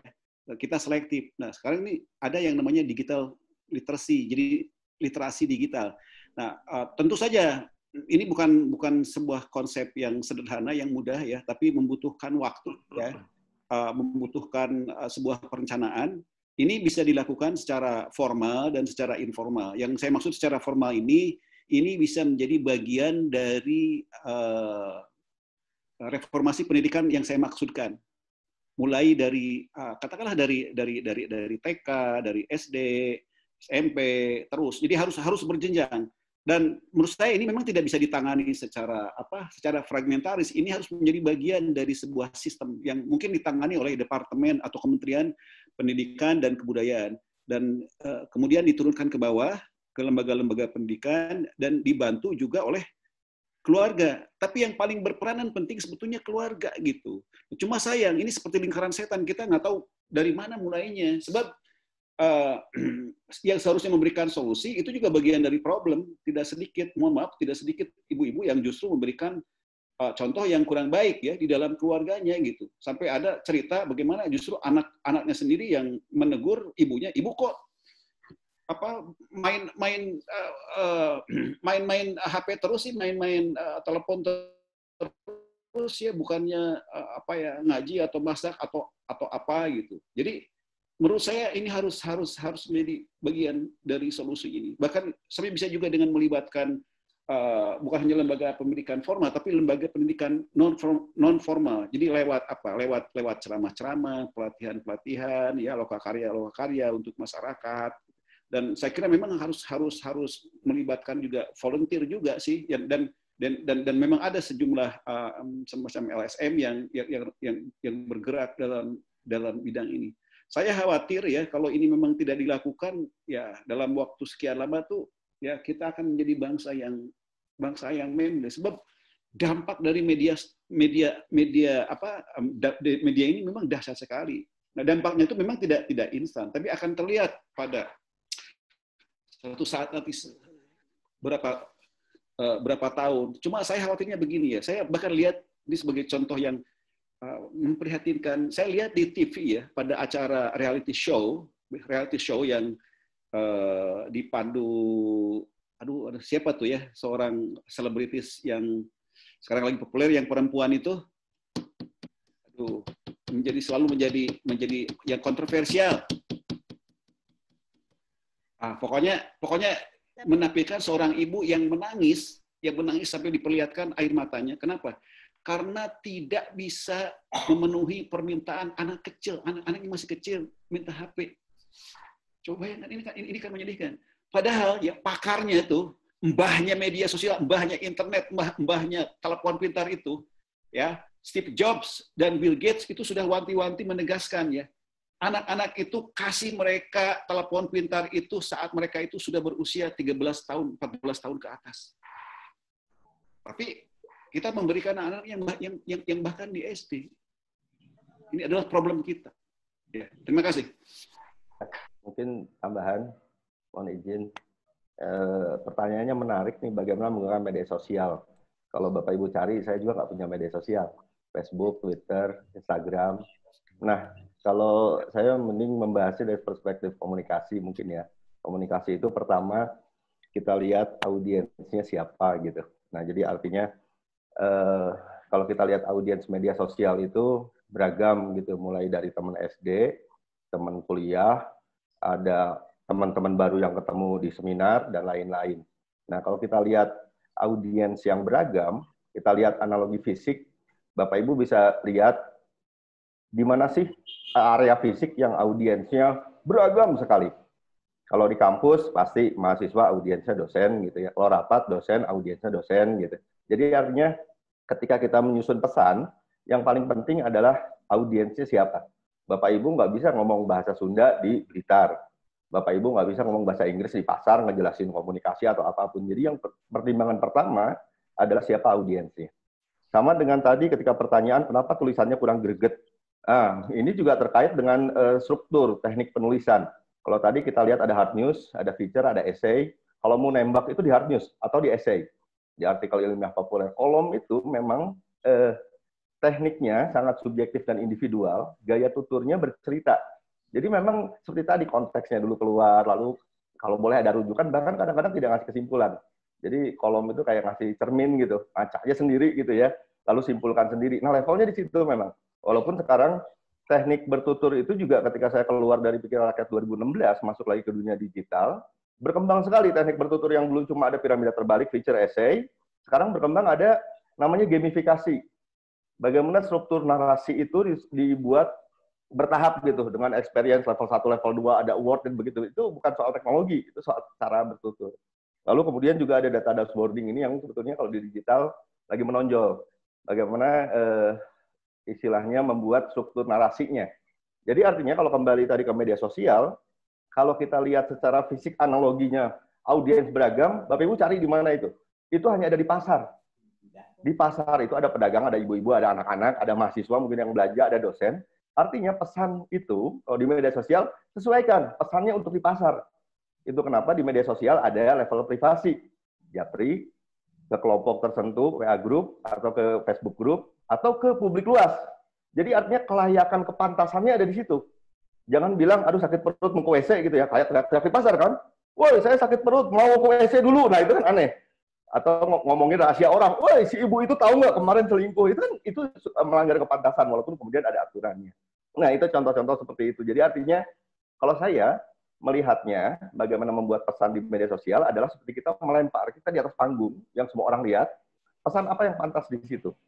Nah, jadi artinya kalau kemudian kita definisikan pesan apa yang bagus, yang bagusnya jualan. Bapak Ibu jualan apa mau sob? Mau jualan pempek, mau jualan pepes, atau mau jualan gagasan? Berdakwah di situ, karena di situ banyak orang gitu. Tapi jangan bilang, aduh sakit perut, aduh tetangga itu pelit banget. Nah itu kan level privasinya berbeda. Itu mungkin kalau pertanyaan Pak Bayhaki ya, terkait dengan teknik narasi yang sekarang berkembang, mudah-mudahan juga di Vkom sudah mulai masuk teknik narasi yang gamifikasi. Bukan soal teknologi nih. Teknologi itu programmer bikin gamifikasi, karena struktur masyarakat sekarang, audiens sekarang di milenial itu banyak main game. Nah, struktur pengalaman main game itulah yang kemudian disebut dengan struktur narasi yang gamifikasi. Sama dengan struktur kolom tadi. Kolom itu nggak ada yang nembak. Karena kolom itu kayak ngasih cermin. Kalau mau nembak, nulisnya di berita, di hard news, atau di opini gitu. Itu teknik tulisan. Kenapa juga kalau di kolom itu tadi sebetulnya. Betul sekali. Kasih konteksnya dulu gitu ya, biar ngaca, saya tuh di sini ya gitu. Lalu kemudian bertahap seperti memberi cermin. Nah, itu mungkin dari segi teknik tulisan termasuk yang setelah saya keluar, waktu saya masih keluar redaksi 2010 sampai 2013 itu di luar paling knowledge management ngomongnya gitu ya. Komunikasi strategis. Setelah keluar saya memasuki dunia digital lagi, kembali ke wilayah itu.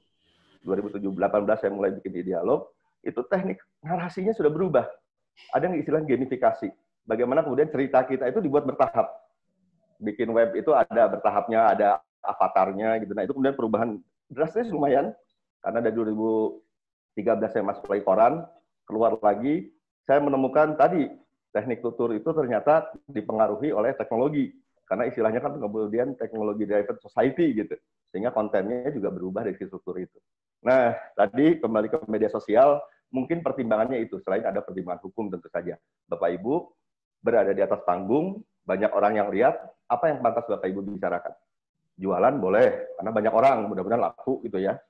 Jualannya bukan jualan barang saja, jualan gagasan mungkin, jualan dakwah, ya disitulah media sosial, menurut kepantasan dan menurut, kalau kita lihat istilahnya, kalau dari ilmunya Prof. Dedi di komunikasi, analisis audiens. Mungkin itu salah satu perspektif saja dari banyak perspektif yang mungkin kita membahas bagaimana memanfaatkan media sosial. Tapi karena saya nggak jualan, saya nggak punya Facebook, nggak punya Twitter, nggak punya Instagram sampai saat ini. Tapi ada di buku kedua itu. Ada saya tulis khusus di buku kedua itu, kenapa saya memutuskan dari media sosial. Karena setiap saya upload update, nah ini buku kedua, Prof. Dedi, terima kasih. Kenapa ini mengganggu sekali, kenapa saya selalu lihat berapa yang like-nya gitu ya, kan nyebelin ya, kesannya itu saya ingin dipuji gitu. Lalu kemudian apa komennya, siapa yang komen, bahkan kesel kalau nggak ada yang komen, itu kok nggak komen-komen, sebel banget gitu ya kalau begitu. Jadi udah, sekarang saya nggak punya jualan, ya udah saya nggak punya media sosial. Mungkin itu tambahan dari salah satu ini saya kira sekaligus saja Bu Yanti ini mungkin juga teman-teman yang lain. Ini sebenarnya mungkin sebagian nggak tahu. Jadi buku itu ada kelanjutannya. Pak Ade dan Pak Ahmad Buhori juga ada kelanjutannya ya. Karena kolom itu berlangsung berapa ya? 5 tahun kalau tidak salah ya. Ya, 5 tahun, Prof. Saya 3 tahun berhenti tapi. Ya, jadi buku ini 3 tahun mungkin. Ya, tapi Pak Ipe masih ada di sini. Masih ada di situ, masih. Dan ini lebih tebal ya, lebih tebal ya. Jadi ya sama ramainya lah, mungkin lebih ramai juga. Ya, terserah. Memang lanjutan juga, Prof. Selain soal media sosial tadi, saya juga. Bu Yanti, bolehlah ini kalau mau dilanjutkan nih, saya kira Ipe dan saya boleh ya. Dan bukunya kita siap nanda tangan bukunya. Baik ya, boleh Prof. Ya. Ya Prof, kemarin pada seneng kita tangan sama Prof Dedi bukunya, tapi Prof Dian protes nggak ditandatangan katanya. Nanti siapa yang mahal bukan bukunya, Prof. Yang mahal tuh tanda tangannya. Tanda tangannya kan, betul Prof, makanya dikejar ke sana. Ya nuhun Prof, insya Allah.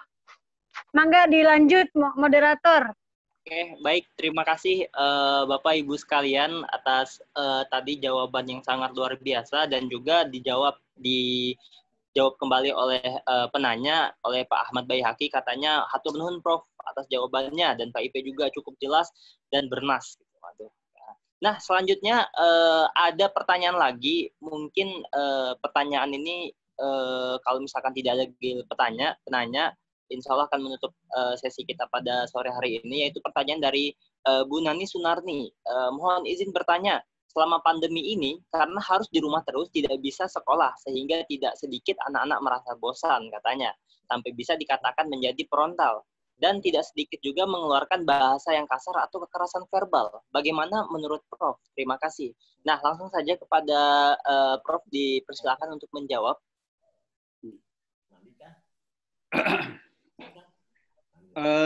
Kepada Ibu Nani ya, kepada Ibu Nani, mungkin begini Ibu Nani ya, ini pelajaran buat saya dan juga buat kita semua, buat Ibu Nani juga ya. Kalau dalam komunikasi itu ya, itu ada teori dari Frank Dance, namanya teori helikal. Jadi kejadian tertentu, katakanlah misalnya Ibu Nani dengan anak-anak ya. Ini bukan sesuatu yang tiba-tiba gitu. Bukan sesuatu yang tiba-tiba. Pasti itu adalah merupakan rangkaian dari cara sistem iklim komunikasi kita yang sudah kita bangun selama ini. Kalau buat saya begini, kalau selama ini kita di rumah ya sudah membangun iklim komunikasi yang bagus, orang tua sayang kepada anak, anak hormat kepada orang tua, kakak sayang kepada adik, adik sayang kepada kakak hormat ya, dan sama-sama bahagia gitu ya. Insya Allah sebenarnya nggak ada problem gitu, ya nggak ada problem. Kalaupun ada kebosanan, saya kira wajar ya. Tapi tetap kan harus menggunakan protokol kesehatan. Ya, menurut saya nggak ada masalah kita misalnya pergi ke taman, kemana ya. Tapi tentu dengan protokol kesehatan. Saya pun secara pribadi ya sudah berapa bulan, 3-4 bulan ini saya tidak pernah keluar kota gitu, keluar kota nggak pernah. Tapi saya nggak bosan juga. Jadi kalau menurut Agim itu kan problemnya bukan di problem, tapi bagaimana kita menyikapi problem. Cuma memang dengan anak-anak mungkin beda ya. Kita pergi ke taman, kita pergi ke jalan-jalan pagi, kita naik sepedahan. Tapi tentu dengan menjaga protokol kesehatan. Kita mungkin kalau kita ada rezeki kita juga bisa pesan makanan yang mungkin tidak membosankan, beraneka ragam, kita masak sendiri ya. Itu akan selalu banyak deh sebenarnya ya, selalu banyak banyak kreativitas yang bisa dilakukan gitu ya. Membuat kerajinan tangan ya, melukis, menggambar ya, untuk keluar dari rutinitas saya rasa nggak ada masalah, misalnya hanya dengan menggunakan cat air gitu ya. Pokoknya banyak deh ya. Mungkin Pak IP dan saya kira yang lain juga yang mungkin pertanyaan ini tidak harus untuk saya juga ya, boleh juga kan dijawab oleh pembahas sebenarnya ya.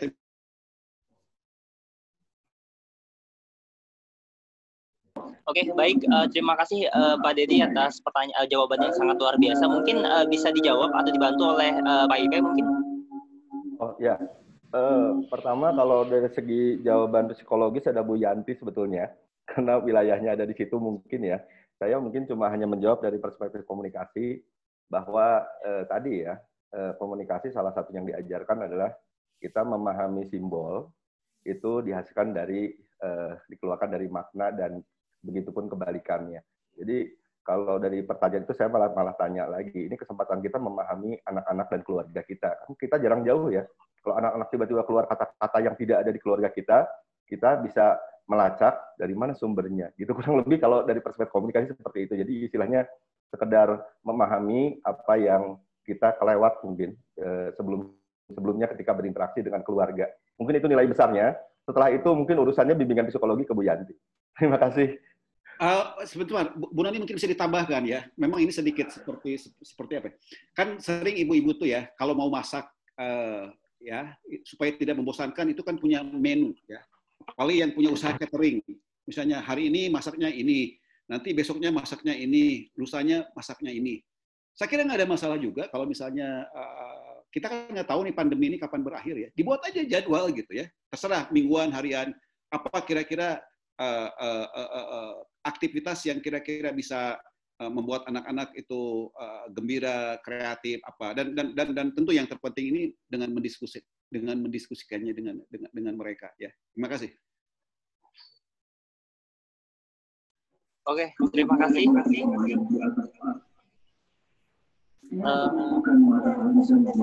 Suaranya Oke.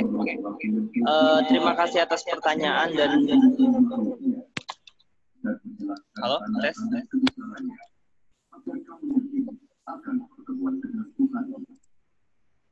Halo. Mungkin ada agak ini ya suaranya agak mantul. Tapi tidak apa-apa, mungkin karena kita juga sudah berada pada sesi terakhir di kesempatan kita pada kesempatan kali ini. Insya Allah, jika tidak ada lagi pertanyaan dari para peserta, dan kita juga sudah berada pada waktu yang mungkin menjelang maghrib ini, karena kebetulan saya sendiri di Bengkulu, jadi di daerah Sumatera, jadi di sini masih jauh juga dari waktu maghrib. Tapi para peserta yang mungkin berada di wilayah daerah sekitar Jawa dan mungkin sekitarnya mungkin sudah mendekati waktu maghrib ya. Oleh sebab itu, jika tidak lagi pertanyaan, mungkin sebelum kita akhiri sesi kita atau pertemuan ini, ada baiknya kita dokumentasikan dulu untuk pertemuan ini dengan cara ya kita foto bareng gitu, foto bareng online gitu Pak ya. Nah, oke, langsung saja mungkin saya yang memandu untuk foto bareng gitu ya. Foto mungkin karena peserta yang hadir 32 mungkin akan terbagi menjadi dua sesi. Nah, langsung saja mungkin saya coba dulu aktifkan aplikasinya. Oke, baiklah.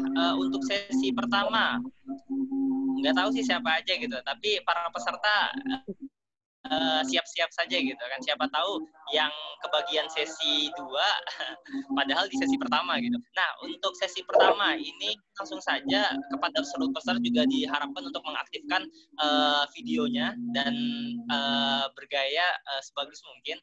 Langsung saja mungkin untuk sesi pertama kita foto 1, 2. Oke, terima kasih. Saya izin save dulu Bapak-Bapak Ibu sekalian. Foto sesi 1. Oke, selanjutnya untuk sesi 2. Untuk sesi 2 dipersilahkan untuk bergaya sebagus mungkin. Tunggu dulu, saya aktifkan dulu aplikasi untuk screenshotnya. Oke, untuk sesi 2 dipersilahkan 1, 2, 3.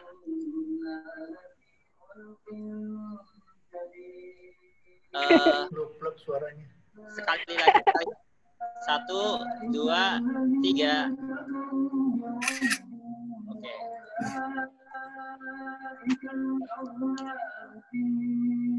Oke, mungkin cukup Bapak Ibu sekalian.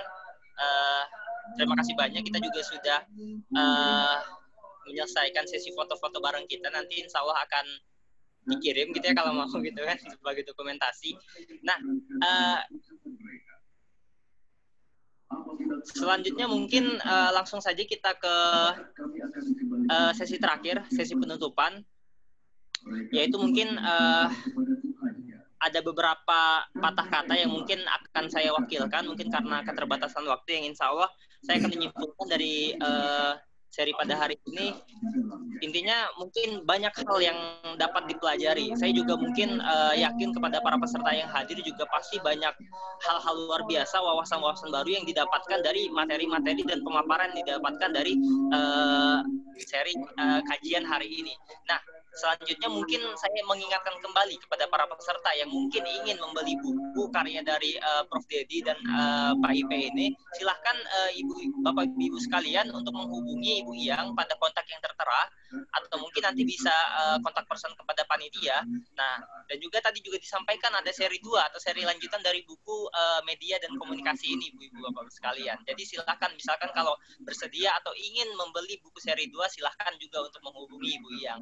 Nah, terima kasih saya ucapkan kepada para peserta, khususnya peserta yang sudah hadir sampai saat ini, sampai detik-detik terakhir ini pada seri kita kajian hari ini pada sore yang sangat berbahagia ini. Saya ucapkan terima kasih, semoga ilmu dan wawasan yang didapatkan bermanfaat dan dapat disampaikan kepada lingkungan sekitar. Nah, terima kasih juga kepada para narasumber-narasumber keren kita yang luar biasa, yaitu Prof. Dedi dan Pak IP, di mana beliau telah menyajikan wawasan dan pemahaman luar biasa gitu, dan juga membedah sebuah buku buku yang karya beliau yang luar biasa.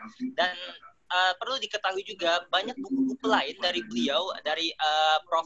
Dedi dan juga Pak IP ini, karya-karya beliau yang luar biasa lainnya gitu kan selain buku ini. Teman-teman atau para peserta bisa melihatnya atau mungkin bisa mengeceknya di internet, mungkin kan karya-karya dari beliau.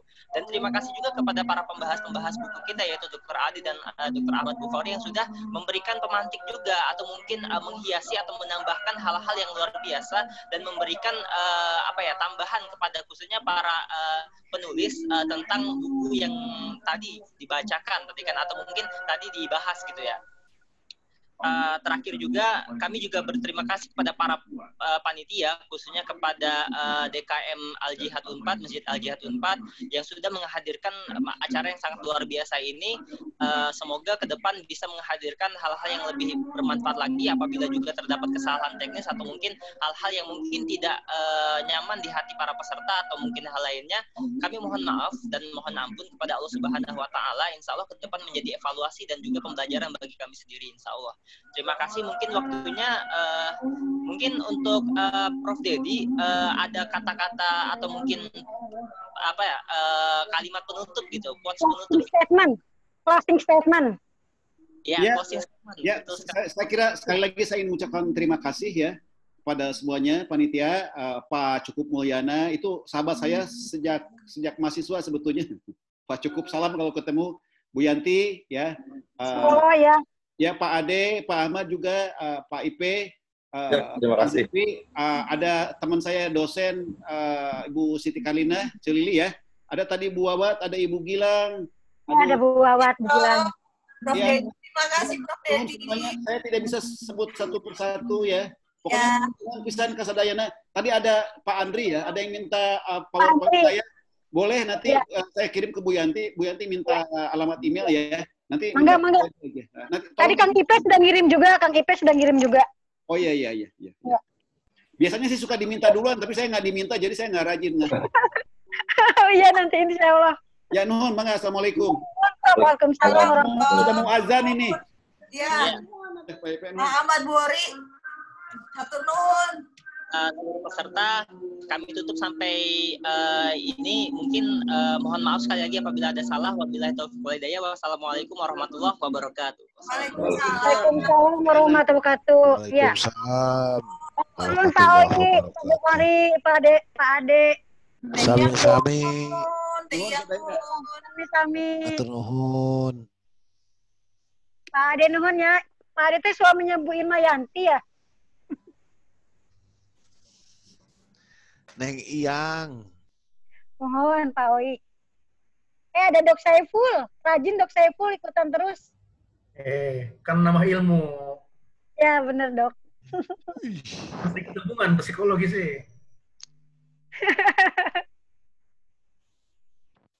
Siap. Thanks undangannya, Yang. Budian nuhun ya, Budian Indira. Mangga yang mau live meeting. Oke. Ya, duluan ya. Ya, mangga Pak Ade. Waalaikumsalam warahmatullahi wabarakatuh. Salam buat Bu Irma.